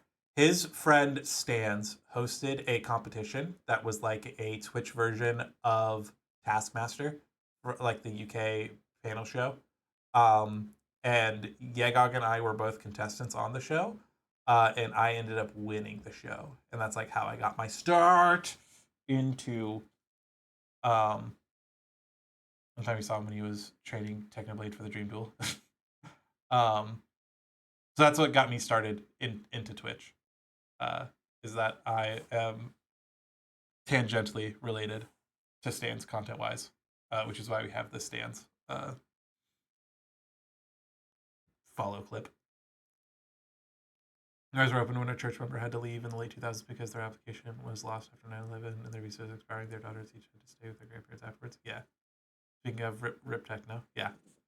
Pour one out. Seemed like a legitimately cool dude.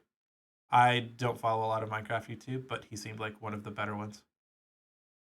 It does feel like we live in a bad world when there's like so many pieces of shit on YouTube. All right, I'm excited for the ball of snow we saw in the background. Oh, he's ass.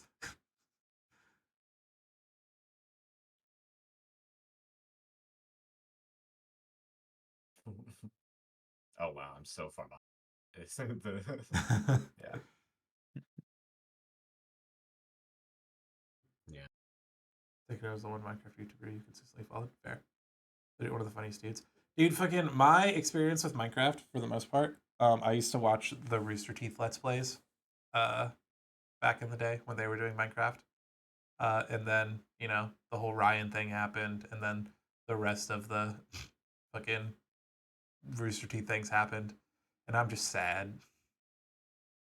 Oh, buffer. I hardly know. All right, look at what a Midwest goodbye of a fucking stream ending we're having. I need to go to bed. Thank you guys for stopping by. I will probably be live tomorrow to spin the wheel. Because I guess final spoilers before we go. The main thing I've been doing lately is I have this wheel that I got this idea from Psychic, where she was like, I'm gonna play a game. I'm gonna spin a wheel and I'm gonna play a game. And then when I die, I'm just gonna move on to the next game, and then we're gonna play every game on the wheel. But I took that to its logical extreme, where I'm like, but what if I have to beat every game on the wheel? And so we have 15 fucking games on the wheel still, because people keep raising money to add more games to the wheel. And so I'm gonna like nut up and shut up and put in like a good like 5 or 6 hour stream of wheel stuff tomorrow. So get ready for the wheel, baby. And then we can. I mean, I warned you. I warned you this is gonna take forever. So it also helps that I haven't been streaming a lot because I'm sad and don't have a desire, and also have school, and getting home from school is exhausting. It makes me want to die. Because I started this over. What the fuck was it? Was it right before school started? Oh, Jesse, you just missed my guy. Did you guys see that? He fucking tried to go put his paw on the table and just fucking whiffed it and fell off his chair. Buddy. He's not a graceful cat. But I started this on a vacation of sorts. I think it was right before school started. And then here we are. And now I don't want to stream now that school started. But okay, anyway. Okay, because it started off as the paper I went to because school hadn't started back up. That's right, everything makes sense now. Okay, goodbye for real this time. We've had enough of this nonsense. It's like Grub Buds. Okay, bye, bye, bye, bye, bye, bye, bye, bye, bye. Have a good night, everyone. Bye. This country's fucked, but it's the people that